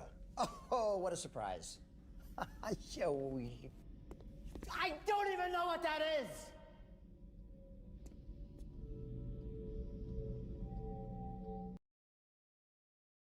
Certainly we'll have a look at it just after the race for you, but it isn't a good situation. As you said, Scotty, it was one of the worst you've seen, and you've been around for a long time. Needs to hurry. Contact. She has to get this in. Bertaccini. Oh, how about that? Going into time. Looks like that first.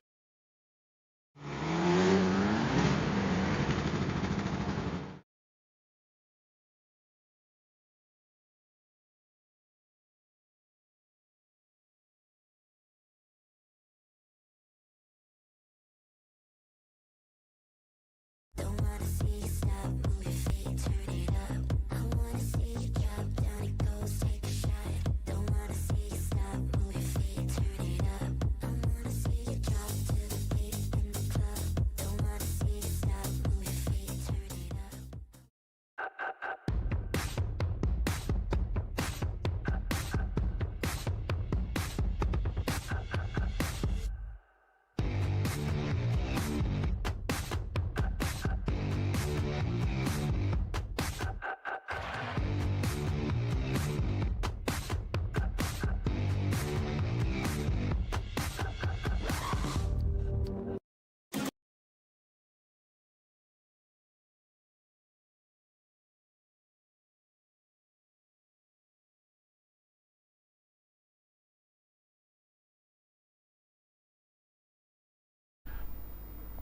Nathan Waldron, he's going to be off pole position.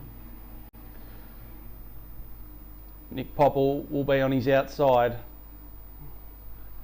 Luke Richards will be out of position number 3.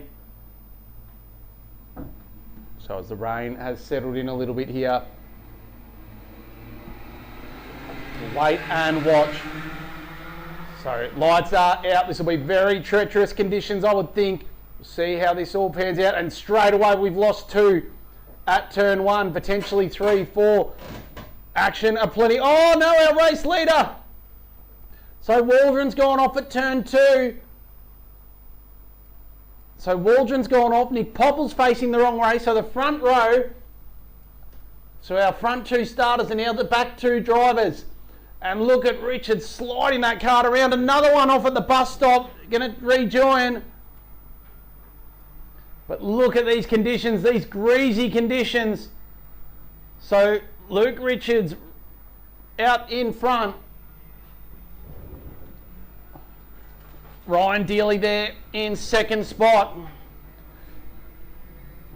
So these are treacherous conditions. You could see it, that little bit of a break and a little bit more rain. So they come through, Richards, Dealey.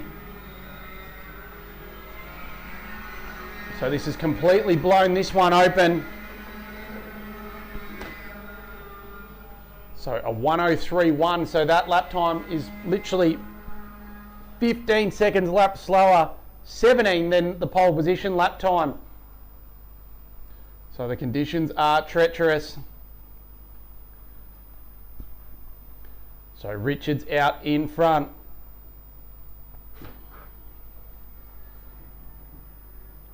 So the driver in third spot, he's now into second, is Nate Hine. He qualified 12th and second last. He's now up into P2 here. So we'll wait and watch. And so Luke Richards looks as though he's just made a mistake and Hines is going to go around the outside. So Nate Hines is your new race leader. He's gone to position 1, but Richards now goes back in front of him.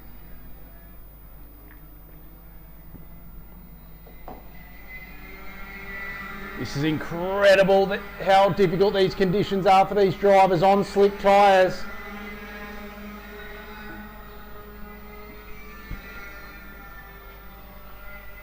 So Richards out in front. Hine now goes back through on Ryan Dealey. So fastest card on the circuit is Matt Chambers. He's done a 1 minute 2.88, so it's literally still 15, 16 seconds a lap slower in these wet conditions. So Richards, Hine, Ryan Dealey in third. So Jared Bottomley 6th. Nathan Waldron, he's back up into 7th. after he went off at the opening corner. So they come through. So here's Hine and Richards battling. So Hine takes that lead back.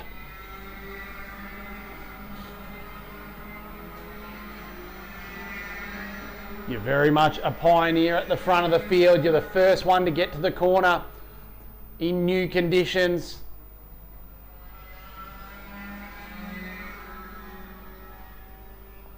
And Bottomley's ran wide there. So he'll rejoin, but he's dropped a spot to Waldron.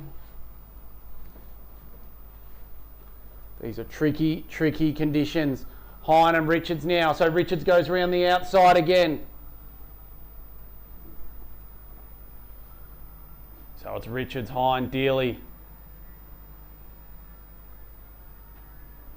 So they go down to the bottom, into the infield for another time. Hine now on the inside. Dealey's going to try and go up on the high side here.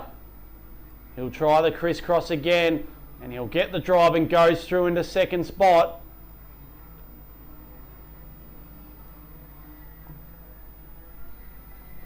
So these lap times though, still well off.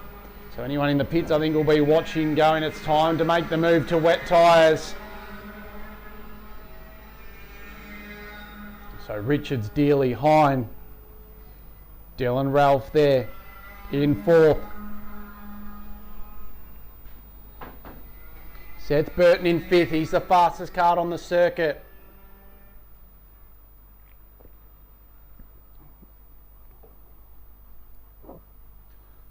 These conditions, the rain continues to come down. The track is now damp.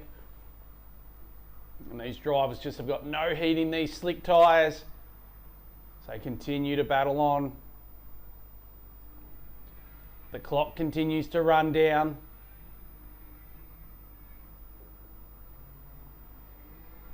So Richards out in front, but Ryan Dealey's the driver on the move. He's getting good grip, good traction in that 74 entry. And Dealey's now going to pull up on the outside. It's going to be a drag down to one. He does. He gets through.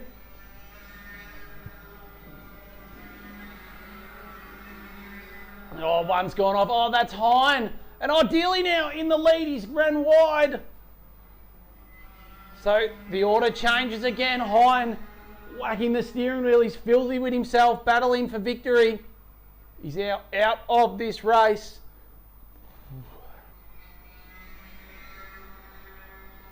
So Richards now back in front. Dealey back to second. And it changes again. Down to the bottom U-turn. Into the infield now. So Richards, Dealey, Ralph, Burton. Bottomley rounds out your five. They're now into the 106s, so it's slowed down even more with these conditions.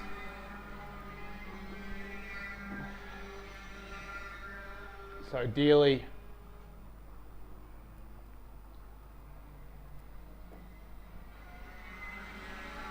He's right on the rear of our race leader.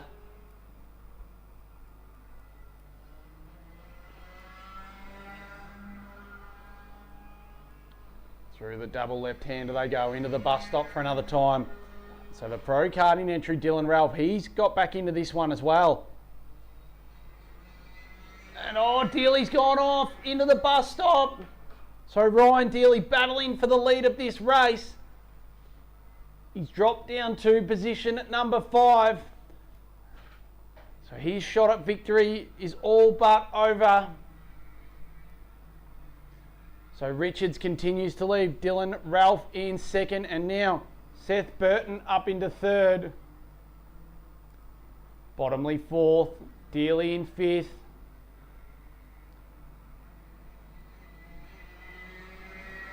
So they go through. Richards out in front. Dylan Ralph second.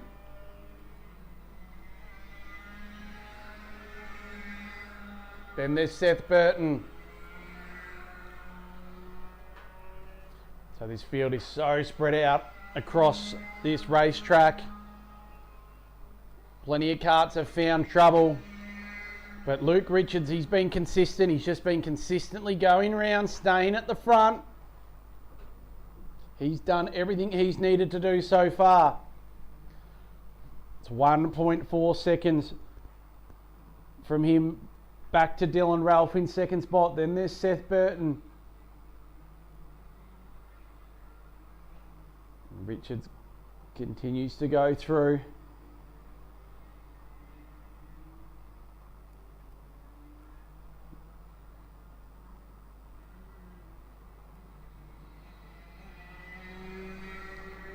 So down to turn number 1 they go for another time.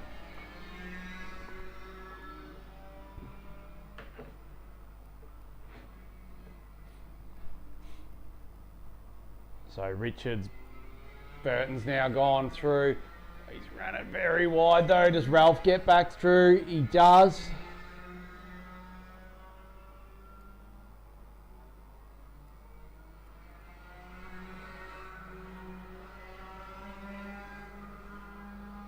So through into the bus stop for another time. Ralph and Burton continue to battle. Bottomley there in 4th spot. Dealey in 5th. This rain has really settled in now.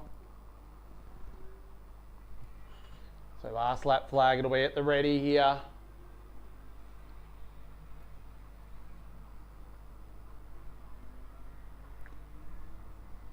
So Richards comes through the double left.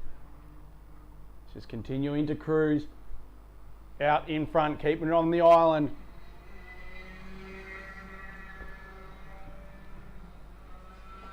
So Richard goes across, Ralph second, Burton third, Bottomley fourth.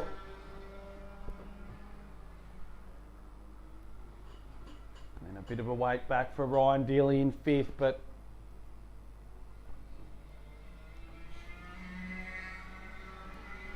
it's 100% though set in here now for the afternoon's finals. I think all carts will be on wets from here.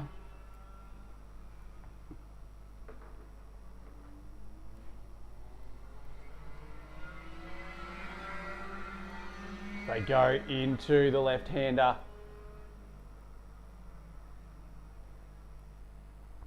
Down into the U-turn for the final racing time, but Richards, he's done all he's needed to do. Such a tough job in treacherous wet conditions, let alone being on dry tyres.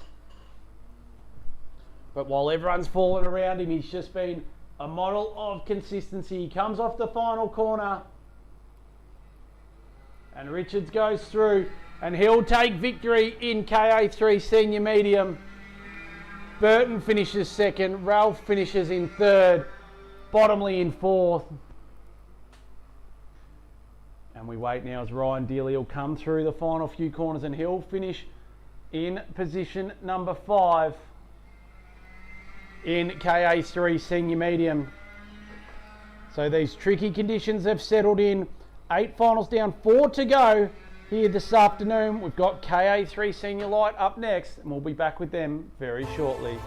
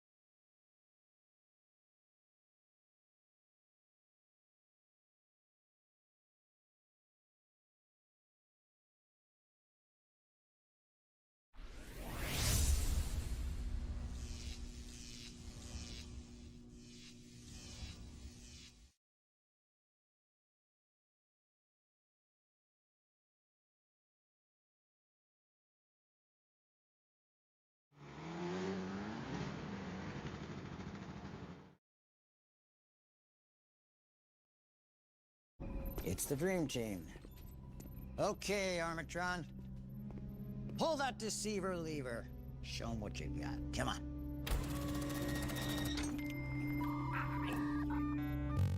Blocked by Telstra. Oh, what a surprise. I don't even know what that is.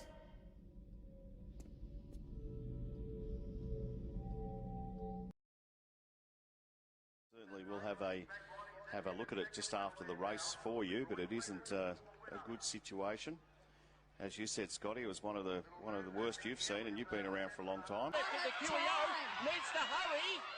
Contact. She has to get this in. Bertaccini. Oh! How about that? Going into time. Looks like that first touch just under the triple. He's very good at just throwing it just over top, which looks like he's done just again there. Just about the last shot from Gabriel Richards. Right behind it. No, gave it to Kelly Wilson on the buzzer. When you get on a roll, doesn't matter what sport it is, whether it's 8-ball or footy or whatever. It's just dropping. yeah, exactly. Yeah. Same here too. And then on the other side, you've got Chat to the old man before, still talking about Collingwood, which I don't want to hear about. This is Whittle, bottom of the pack, trying to get out, pushed everyone out of the way. Big Harry had a shot at goal as he put it through. He has!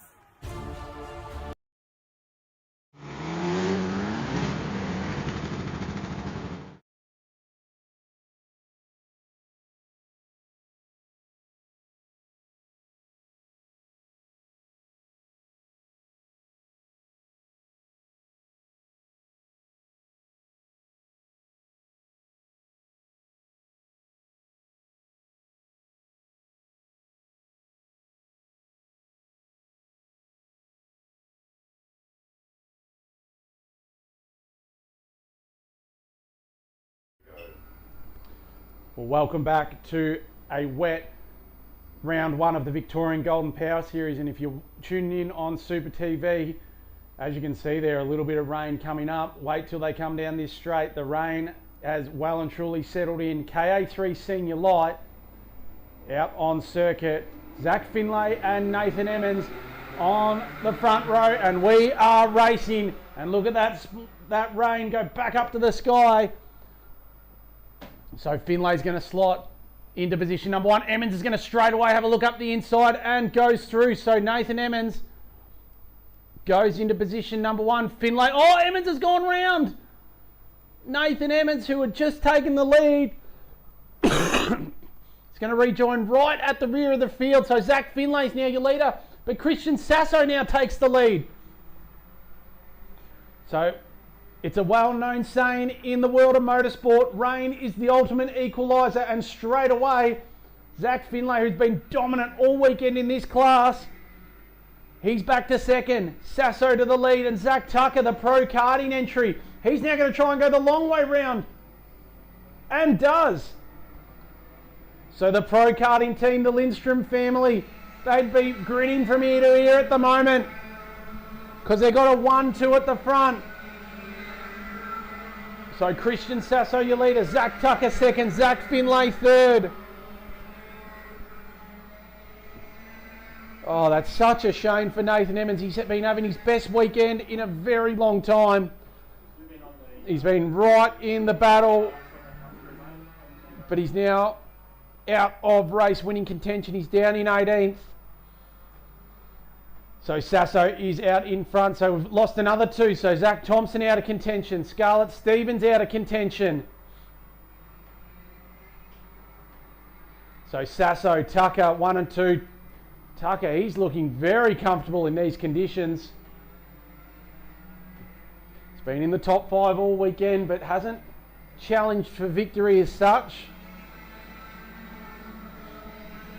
Well, he's looking very nice in these conditions.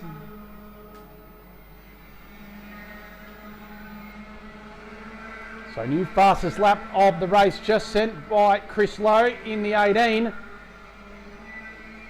But another one has a big slide. This rain, these conditions have well and truly set in. You can see that water now. And you might be wondering why this class looks to be going so much faster than the previous race.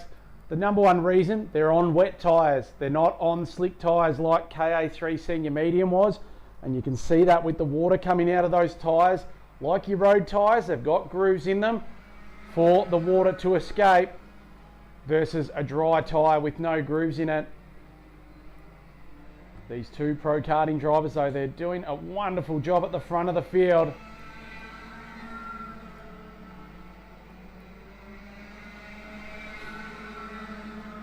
So they go through turn 1 into turn number 2. So Supayou, your leader.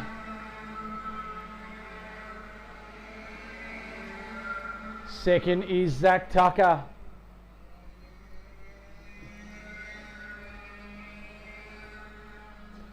So the battle for 3rd, 4th, 5th, 6th is well and truly on. And Zach Finlay, he's dropped outside the top 5 now, so not as comfortable in these conditions as in the dry. So that battle for 3rd and 4th. Oh, contact! Imran Ali's gone round. And so has Arif Salen. And so Harry McInerney now is into 3rd spot. Finlay battling there in 4th. But as these two pro karting drivers battle at the front, Supayou and Tucker. So yeah, the last race we were doing a minute 6-second lap. This race we're doing 55-second laps. So these wet tyres, they make a big difference. So Supayou out in front.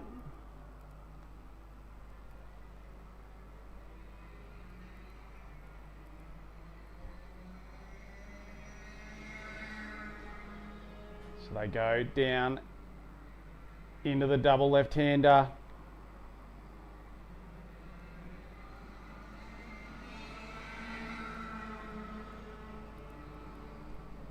So these two pro karting drivers down to turn number 2, and now a change for the lead. Yes, Tucker's gone through. That lead has changed. He's gone through into position number 1. Now we've got a meatball flag here for cart number 23. So that's Joshua He King down the order. So Nathan Emmons, he's back into the top 15. He's made his way back up to 14th spot.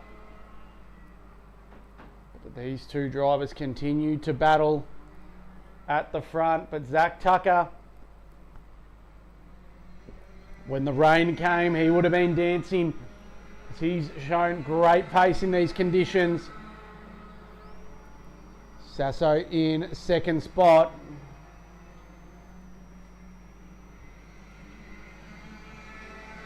So Aidan Warren's there in 3rd.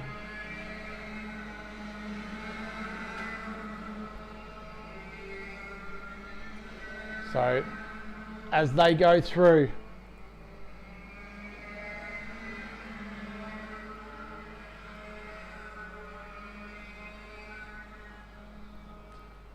so Zach Tucker, your leader, he's got 1 second over Christian Supayou. Aidan Warren 3rd, Harry McInerney in 4th spot. Chris Lowe 5th, Jacob O'Connor 6th, Jack Jenkins 7th, Brody Guilfoyle in 8th, James West in 9th, Imran Ali rounding out your top 10 as they went through in KA3 Senior Light. So it's 1.6 seconds from Zach Tucker to Christian Supayou. Tucker goes through the bus stop for another time. Second is Christian Supayou.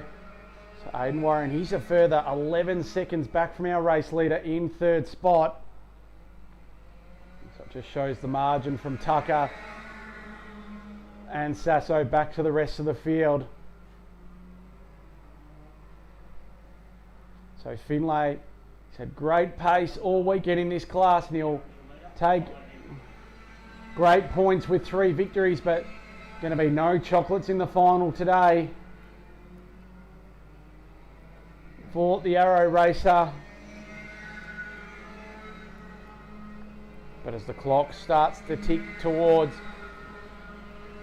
the all-important 9 minutes,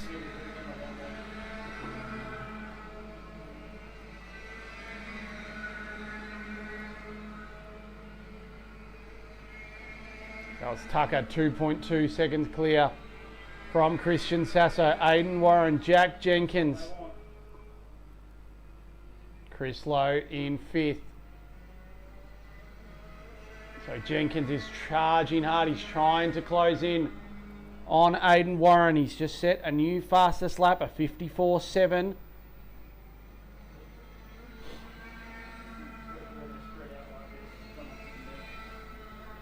So they go through. So 8.5 minutes gone. So 2 laps to go as this field crosses. Zach Tucker out in front.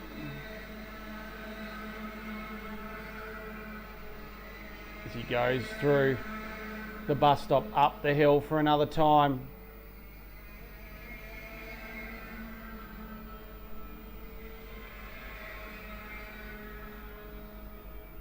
So the last lap flag will be at the ready this time through.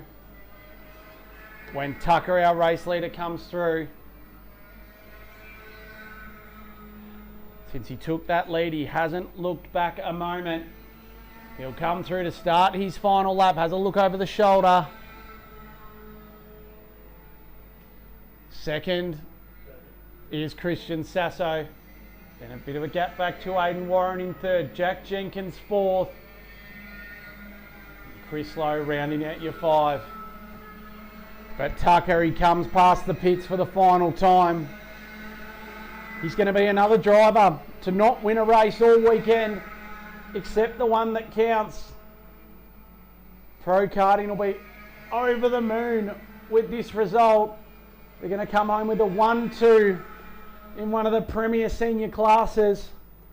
But as Tucker, he looks so fast, so smooth, so controlled.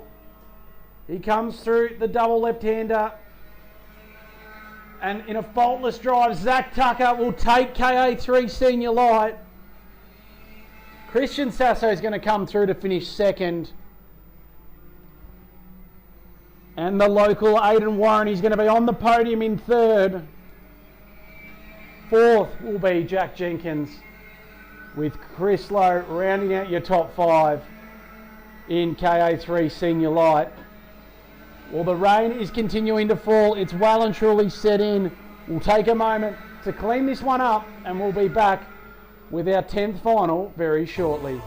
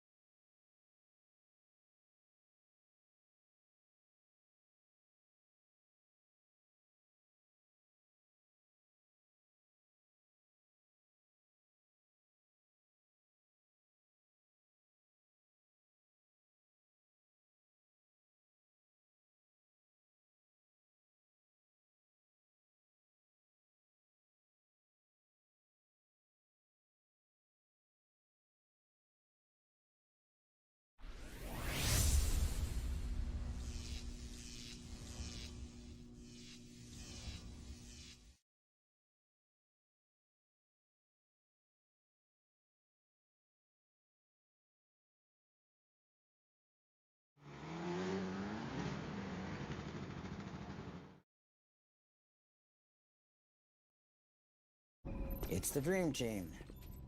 Okay, Armatron. Pull that deceiver lever. Show them what you got. Come on.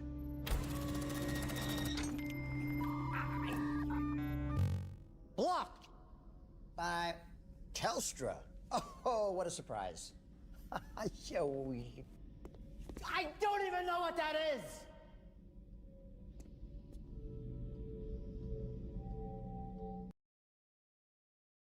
Certainly we'll have a look at it just after the race for you, but it isn't a good situation. As you said, Scotty, it was one of the worst you've seen, and you've been around for a long time. Needs to hurry. Contact. She has to get this in. Bertaccini. Oh, how about that? Going into Extra time. Looks like that first touch just under the triple. He's very good at just throwing it just over the top, which looks like he's done just again there. Just about the last shot from Gabriel Richards, right behind it. No, gave it to Kelly Wilson on the buzzer. When you get on a roll, doesn't matter what sport it is, whether it's 8-ball or footy or whatever. Stopping. Yeah, exactly. Yeah. Same here too. And then on the other side, you've got Chat to the old man before, still talking about Collingwood, which I don't want to hear about. This is Whittle, bottom of the pack, trying to get out, pushed everyone out of the way. Big Harry had a shot at goal as he put it through. He has.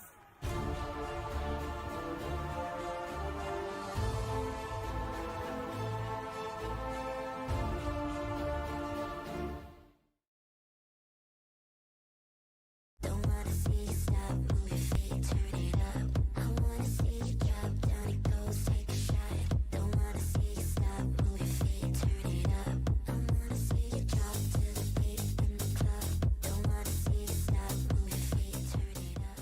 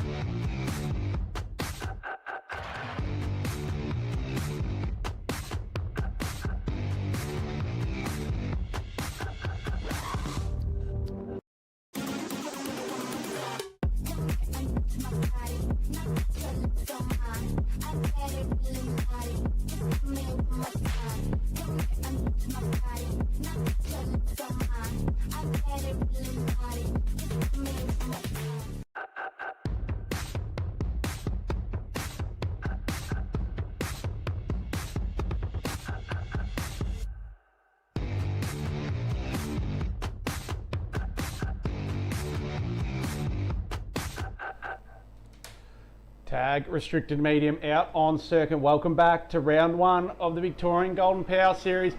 A wet and wild Eastern Lions Kart Club. We're not going to muck around and we're straight into it here in tag restricted medium. They thunder down to turn number one. These wet conditions have settled in here. So Trent Meadows and Brodie Deutsch are off the front row. And Meadows is going to lead away here. They go through. Trent Meadows, your leader. Brodie Deutsch second. Ethan Briggs in third spot. Fourth is Jamie Meadows.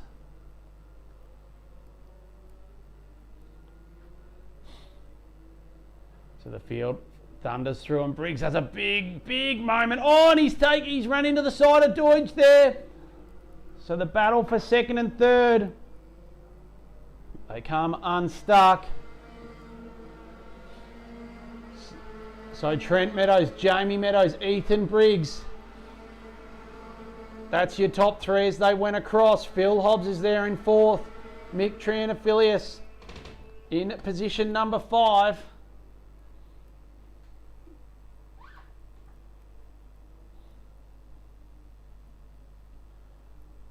So they go through. But the Meadows pairing 1 and 2. So unsure why, but Clayton Groves and Glenn Riddell, who have won all 3 heat races, non-starters in this final. So unsure why that is, but it's all the good news for the Meadows pairing. So Trent, He's already been in the battle for a victory earlier today in restricted heavy. And Jamie, he's right in the battle at the front here, behind his family member. So it's 1.59 seconds. Jamie Meadows actually took a 10th out of Trent Meadows. So we'll keep an eye on the progress.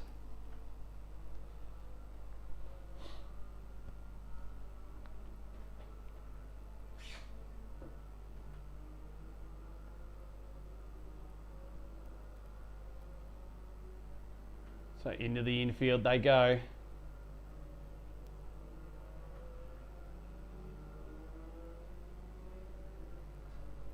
Through the double left.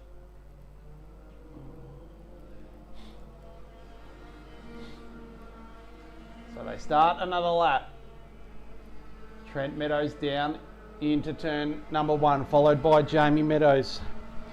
Around this wet Eastern Lions Kart Club circuit. See a bit of that standing water starting to settle in. So all these drivers out on wet tyres. Trent Meadows, he's looking very comfortable in these conditions. Over Jamie Meadows.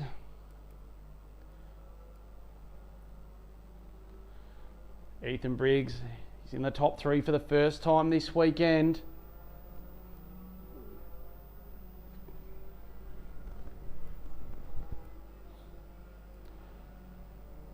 But as this rain continues to hang about, so Trent Meadows goes across for another lap. It's back out to 1.9 seconds. So Trent set the fastest lap of the race the lap prior, 1:55.29.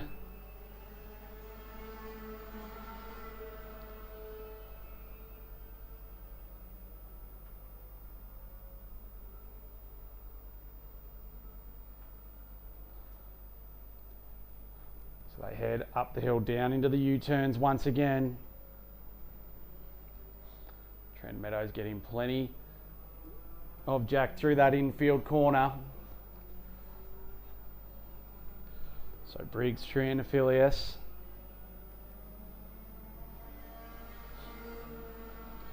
So Brody Doidge is there.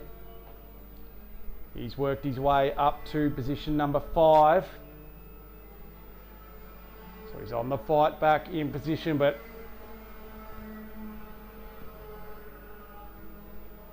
long way back in track position. So nearly 5 minutes gone in this one.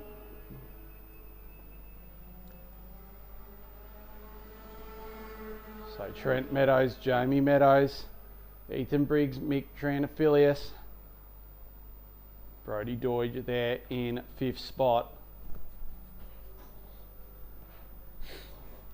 Trent Meadows goes through that infield.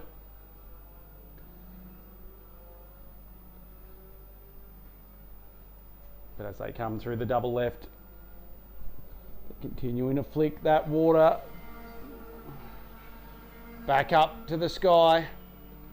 The Meadows pairing. 1 and 2. So then you got Ethan Briggs, Brody Doidge in 5th spot. So the margin between our 2 leaders, 1.9 seconds. It's hovered around that for a few laps now. So a 55.5 for Trent Meadows, a 55.5 for Jamie Meadows, a 56.0 for Ethan Briggs, a 56.5 for Mick Triantafilius, 57.0 for Brody Doidge. So a very different pace across the top 5. The Meadows pairing though, clearly the fastest 2 drivers on the circuit.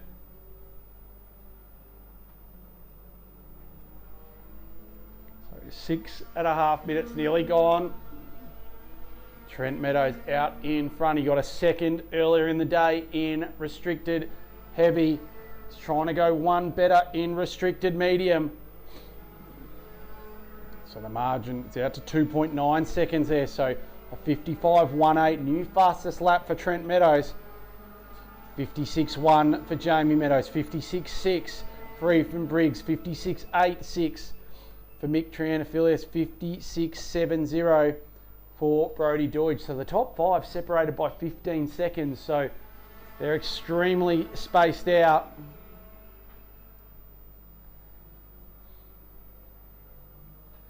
So they thunder into the infield for another lap. Over 7 minutes gone here.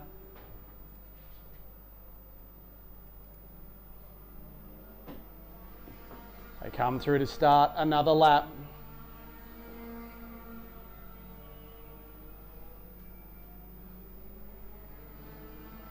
So Trent Meadows has got that margin out to 3 seconds now. A 55.43 to Meadows. Jamie Meadows done a 55.5. 56.5 for Ethan Briggs. So Briggs a second slower than our top two. A 56.1 for Mick Triantafilius. A 56.7 for Brodie Deutsch.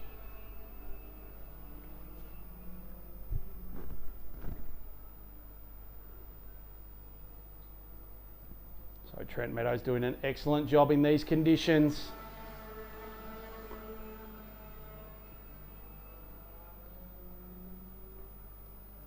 They cross they're about to come across for another time. So 9 minutes plus a lap, so getting well into the back end of this one. 8 minutes 20 gone. So 2 laps to go as they cross that time. Trent Meadows continues to go through. Jamie Meadows in second spot. They're generally always up near the pointy end of things, the Meadows Motorsport camp. But this would be a big result for them to start the 2026 Power Series. With a 1-2, still a little bit to play out. But they're well on the way home as Trent Meadows goes through. Jamie Meadows in second spot. So last lap flag, it'll be at the ready this time through. 1 more to go for Trent Meadows. He has a look up, he'll see that last lap flag. Jamie Meadows second. So it was 3.3 seconds that last time through.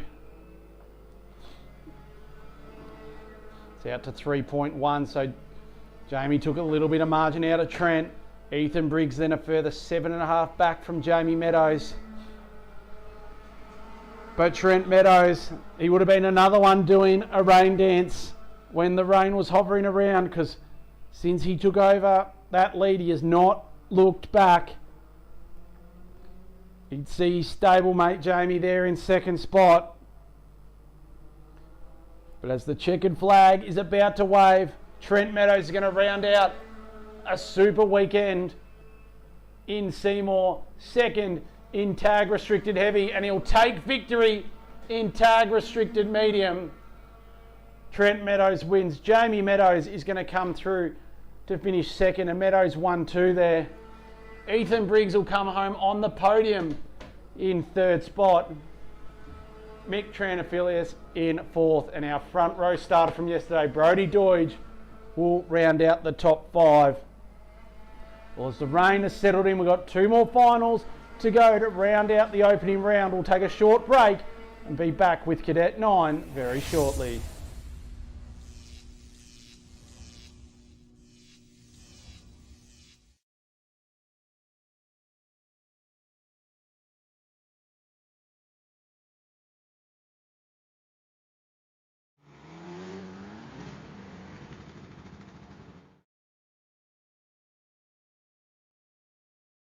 It's the Dream Team. Okay, Armatron. Pull that deceiver lever. Show them what you got. Come on.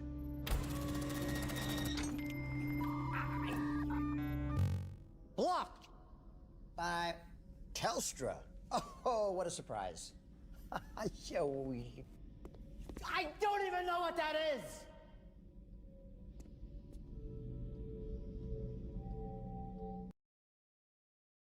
Certainly we'll have a have a look at it just after the race for you, but it isn't a good situation. As you said, Scotty, it was one of the worst you've seen, and you've been around for a long time. Needs to hurry. Contact. She has to get this in. Bertaccini. Oh, how about that? Going into Extra time. Looks like that first touch just under the triple. He's very good at just throwing it just over the top, which looks like he's done just again there. Just about the last shot from Gabriel Richards, right behind it. No, gave it to Kelly Wilson on the buzzer. So when you get on a roll, doesn't matter what sport it is, whether it's 8-ball or footy or whatever. Stopping. Yeah, exactly. Yeah. Same here too. And then on the other side, you've got Chat to the old man before, still talking about Collingwood, which I don't want to hear about. This is Whittle, bottom of the pack, trying to get out, pushed everyone out of the way. Big Harry had a shot at goal as he put it through. He has.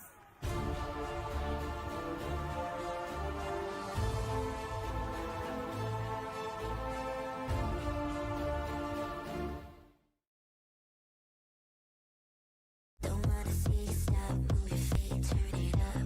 I wanna see you drop down, it goes, take a shot. Don't wanna see you stop, move your feet, turn it up. I wanna see you drop to the beat in the club. Don't wanna see you stop, move your feet, turn it up. Don't get under my body, not till it's on mine. I get it really naughty, just give me one more time. Don't get under my body, not till it's on mine.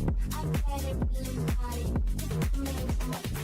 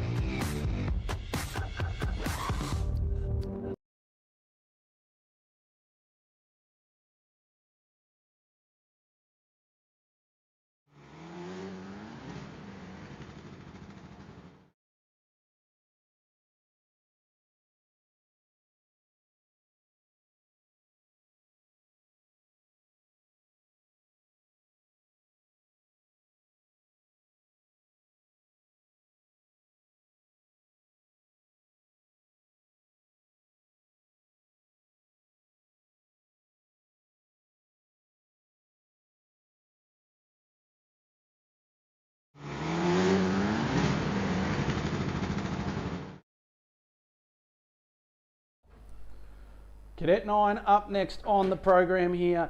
You're watching round 1 of the Victorian Golden Power Series. Getting to the business end of the day. Cadet 9, our second last class on the program. So our youngest driver, 7 to 9 years old. So Xavier Radjarin will be on position number 1. James Henman will be out of position number 2. So as these young drivers form up in their positions. So should get a start here. 9 minutes plus a lap. Radjarin and Hedman, Morale and Lucidi on road 2, and straight away lights out and underway. So Radjarin's going to lead out of the opening corner. Morale slotted in. Oh, one's facing the wrong way, rolling backwards up the hill. They all managed to avoid, but that young driver I think will be over and out. Looks like he's stuck on the edge of the circuit there, but we'll wait and watch. But Radjarin is out in front in the early stages from Jack Morale. That might be Jet Goborn in third spot. We'll wait as they come close to our commentary point. But so Lucidi's dropped down to 5th spot. Henman's there in 5th. It is Jet Goborn there in 3rd. Radjarin Morale, followed by Goborn, Hedman. So Lucidi will be wanting to make up some spots. He's there in position number 5, our pole sitter. But Radjarin's got some decent margin after just one lap. Lucidi's going to try and go the long way round on Henman.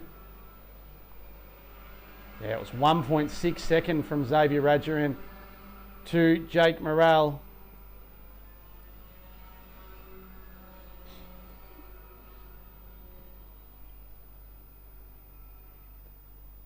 Rajaran out in front.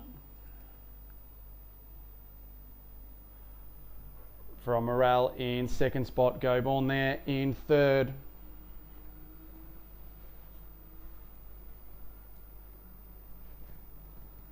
So Henman there in fourth. So Chitty's just dropped back to position number 6 there. So our pole sitter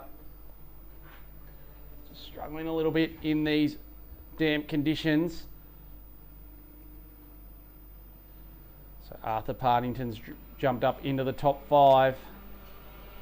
So Rajaran goes through, followed by Morel in second spot.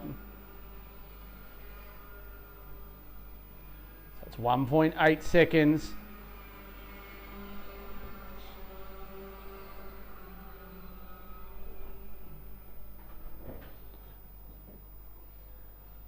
So into the bus stop for another time. Rajaran has a big slide as he goes through there. Big tank slapper out in the lead there. Morel second, Goborn in third spot.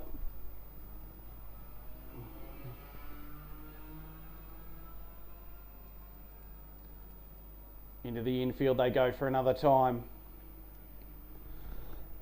So through the double left-hander.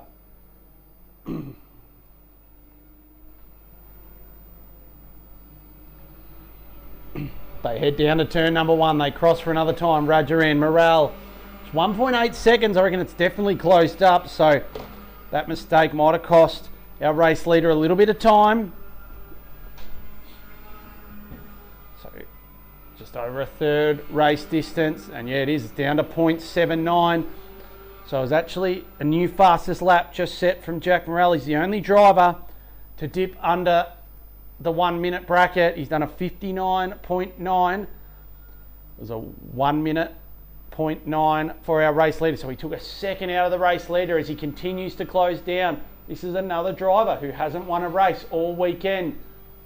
But come the pointy end,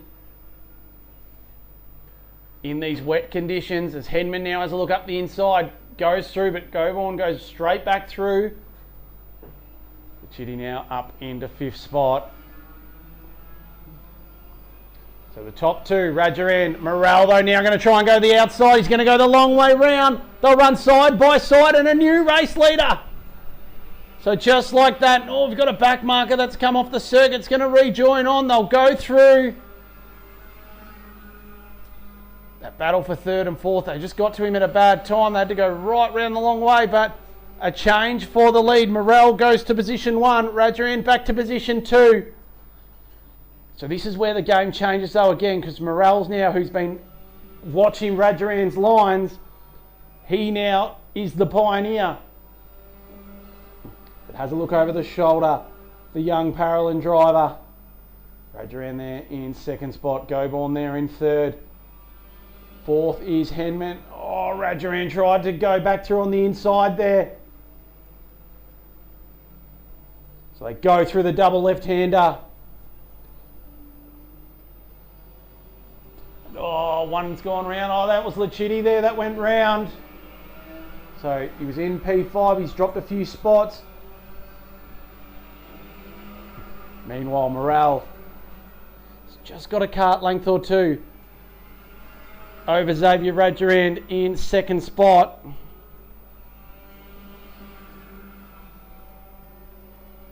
So they go through. And oh, Rajaran's actually gone off the circuit there. He's rejoined in 2nd, but he ran through the dirt into the bus stop. So he's lost a fair chunk of margin. There is that margin from 1st to 2nd.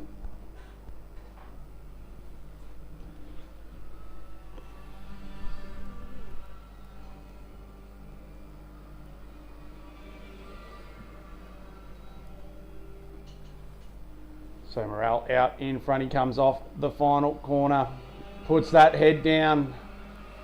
Rajaran in 2nd spot, Goborn in 3rd, Henman in 4th. So in position number 5, you've got Arthur Partington.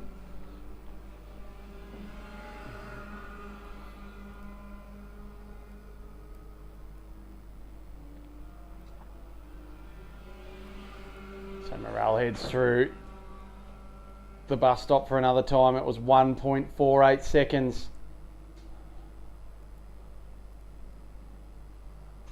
And oh, we've got a spinner there in the infield, one of the back markers. He'll flick it back round and keep going. It's 1.48 seconds. But the margin stayed about the same that last time through.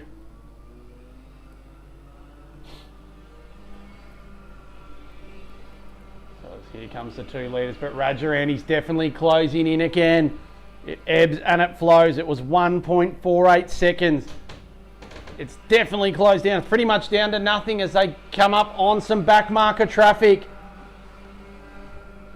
So Morel's going to get to the back marker first. They both go through. So once again, those blue lights flashing is to signify to the slower drivers the race leaders are approaching. And they're instructed to do nothing different to what they are. It's just to notify them a faster cart might be about to overtake them. And both of our race leaders did a great job there, just picking through. And oh, Rajaran and Morel, they've come together. Rajaran had a big dive, locked up the rears. And now we've got a new battle for the lead. Morel holds onto it, but Jet Goborn is right on his tail. So Xavier Rajaran had a look up the inside, couldn't stop it. He then drove into the side of Morel. Morel rejoined, so no fault of his. And he's still in the lead, but Jet Goborn is now on him. He's right on the rear of our race leader. So it gets lively again. It's only 0.21 of a second between Morel and Jet Goborn.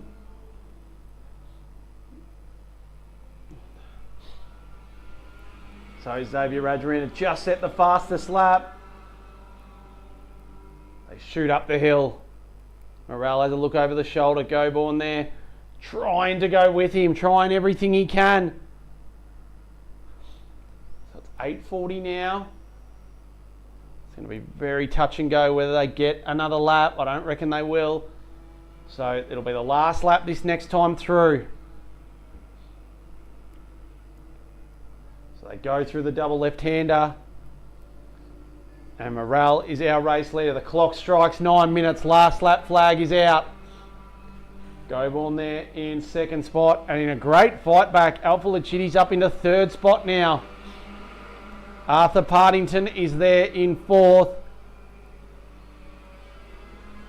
There's more of these lights on for these back marker drivers.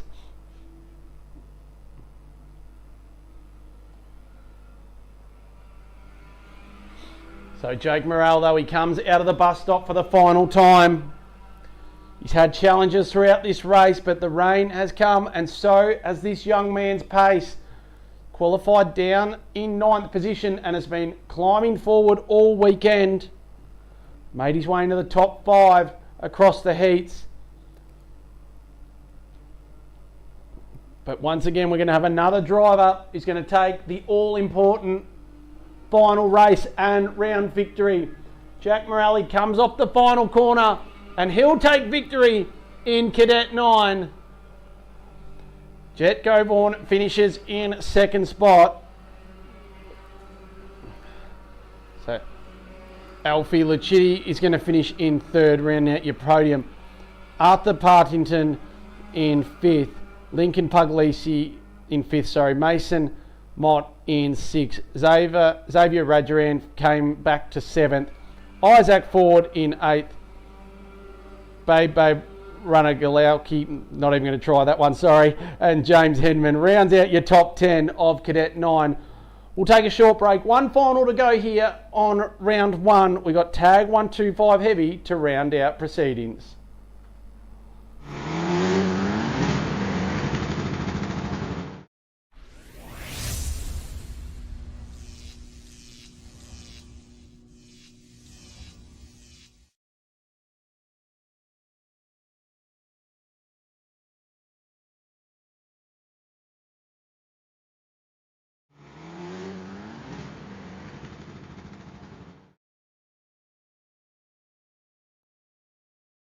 It's the Dream Team. Okay, Armatron. Pull that deceiver lever. Show them what you got. Come on.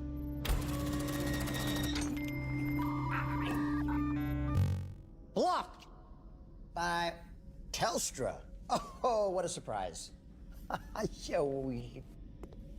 don't even know what that is.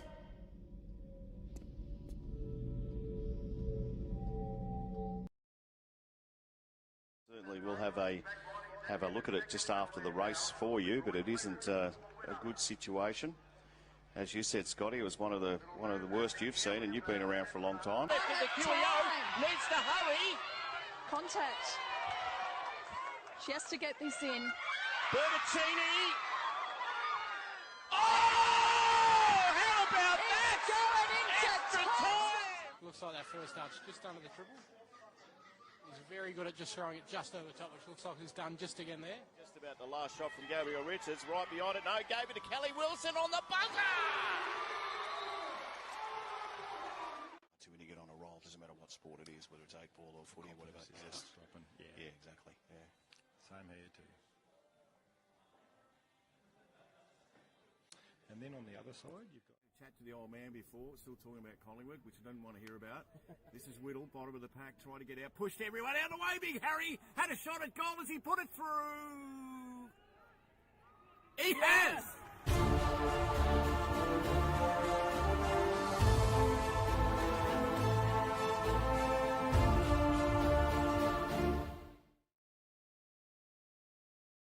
Don't wanna see you stop, move your feet, turn it up. I wanna see you drop, down it goes, take a shot.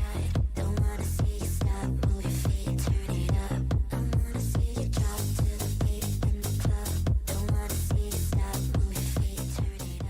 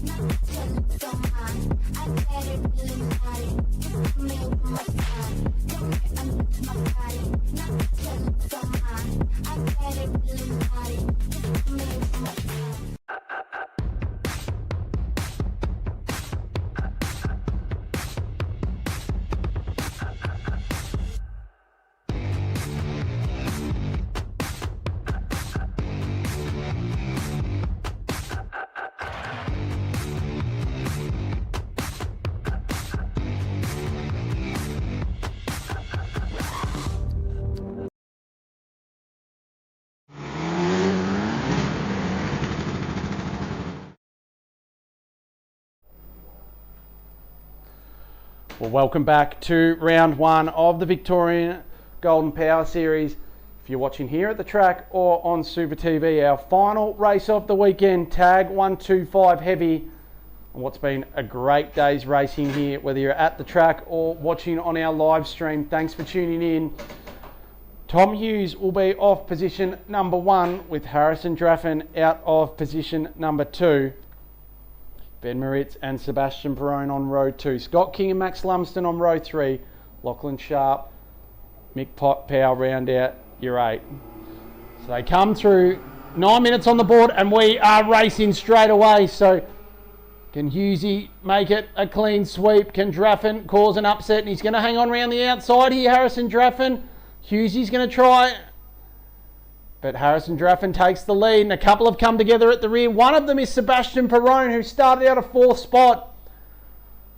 So he's put across through him, which is such a shame because he finished 2nd in that 3rd heat.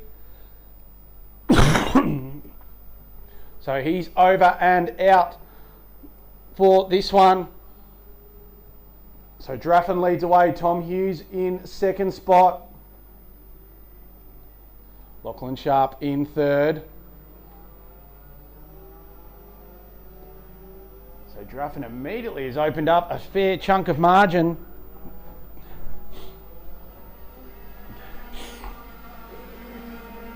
So Draffin has a look over the shoulder, 1 down. 8 and a bit minutes and a lap to go. So it's 1.3 seconds from Draffin to Hughes. Lachlan Sharp third. Kane Armstrong is there in fourth. Lockie Whalen in fifth. Ray Dumacy is there in sixth. Mick Powell in seventh. Sebastian Perrone in eighth. Scott Callahan in ninth. Max Lumsden rounding out your 10.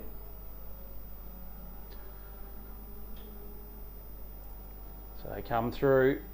Draffin, Hughes, Sharp. So Sharp actually just looks like he's closing in a little bit on Hughes. So this is the big change from dry to wet at times. The drivers that have been fastest all weekend can have the tables turned on them, because Draffin looks very comfortable in these conditions. 1.3 seconds at the line.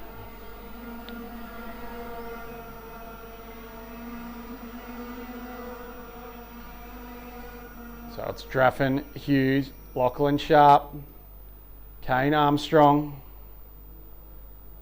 Lockie Wayland rounding out your 5.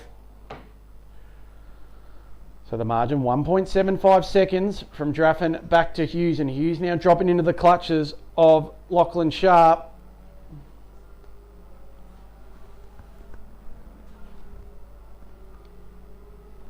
As that rain had really settled in for a little while there, it just seems to have dropped off a little bit for the moment. But into the double left they go. So Draffin, then you got Hughes and Lachlan Sharp second and third.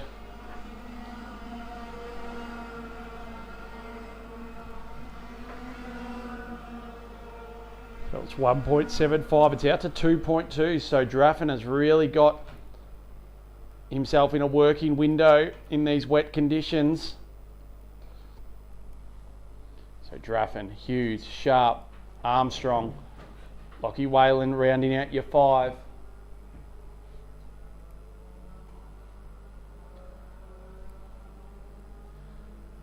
So they head into the infield again. 2.25 seconds is the margin. Hughes in second spot. Sharp in third. Kane Armstrong in fourth. Lockie Whalen rounding out your top 5. Another fastest lap though for our race leader. So Draffin a 54.21. 2.21 seconds is the margin. So it stayed about the same. Hughes took a couple of hundredths out of him that time round.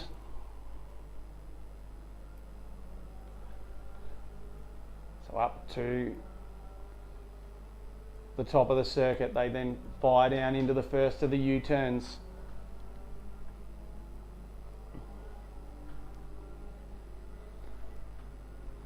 So Lachlan Sharp, he's in position number 3. So come off the final few corners. So 4.5 minutes gone, so half race distance on the clock. So has been the format across the finals. It's 9-minute finals plus a lap. So they continue to run the clock. So 54.64 for Draffin, 54.61 for Hughes. The margin down to 2.18 of a second. So Hughes only taking minor bits of margin out of him. Fastest kart on the circuit in our top 5 that last time around was Lachlan Sharp. He did a 54.3, took 3 tenths out of the race leader. But Draffin's had that kart working extremely well right in the window. So they come through for another lap. Draffin 2.18 seconds was the margin. He's out in front doing what he needs to do. The margin, it's back out to 2.2. So 54.7 for Draffin, 54.8 for Hughes, 54.9 for Sharp.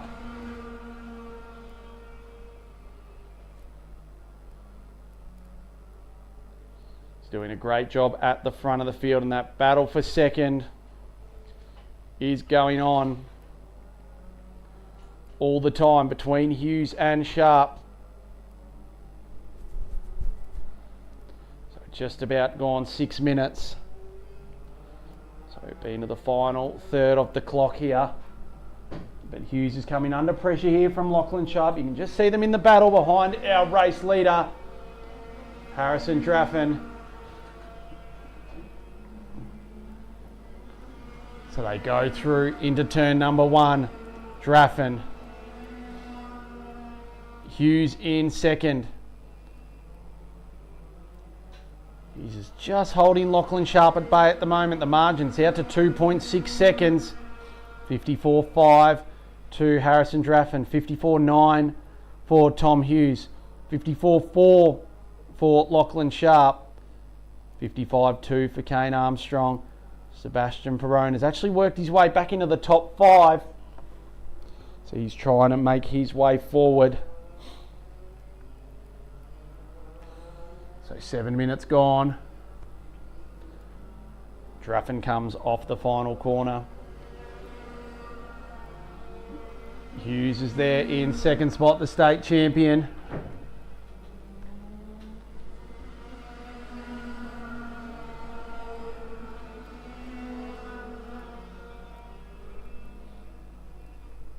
So through the double left, that battle for second and third. 7.5 minutes gone.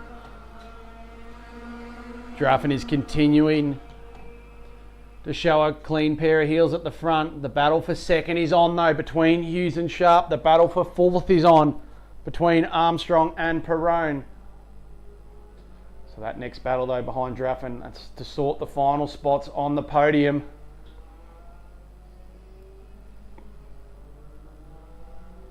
And so Perrone's now going to have a look down the inside in position number 4, just off screen there, and goes to fourth. So the driver in position 4 is now Sebastian Perrone.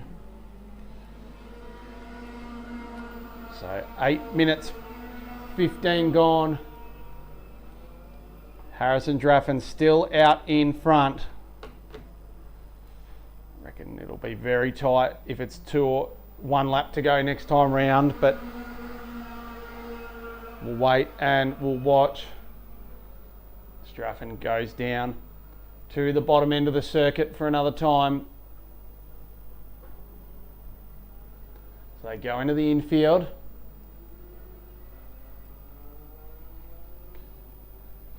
So through the double left-hander goes Draffin. He'll start his final lap this time through. It'll be right on the clock here. So 9 minutes hits. It was 3.4 seconds between himself and Tom Hughes.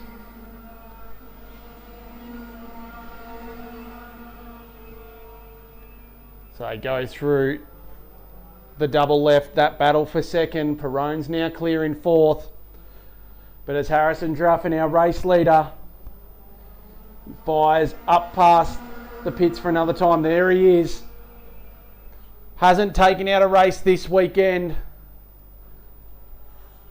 He's been second. He's continued to grab good points, but when the rain came, so did his strong pace. Hughes has been gallant in second. He's still battling with Lachlan Sharp. But Draffin is going to take the opening round of the season in tag heavy. He'll take out the round at Eastern Lions. Harrison Draffin is your victor. Hughes is going to come through to finish second. Sharp in third. Sebastian Perrone's going to come through to finish fourth. Kane Armstrong will come through to finish in fifth spot.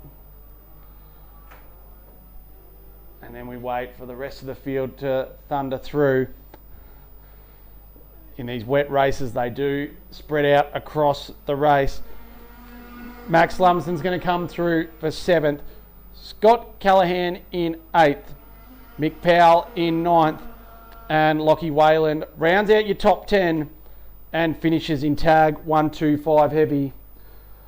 Well, that concludes today's Sunday racing here at the opening round of the Victorian Golden Power Series. 1 round down, 6 to go here.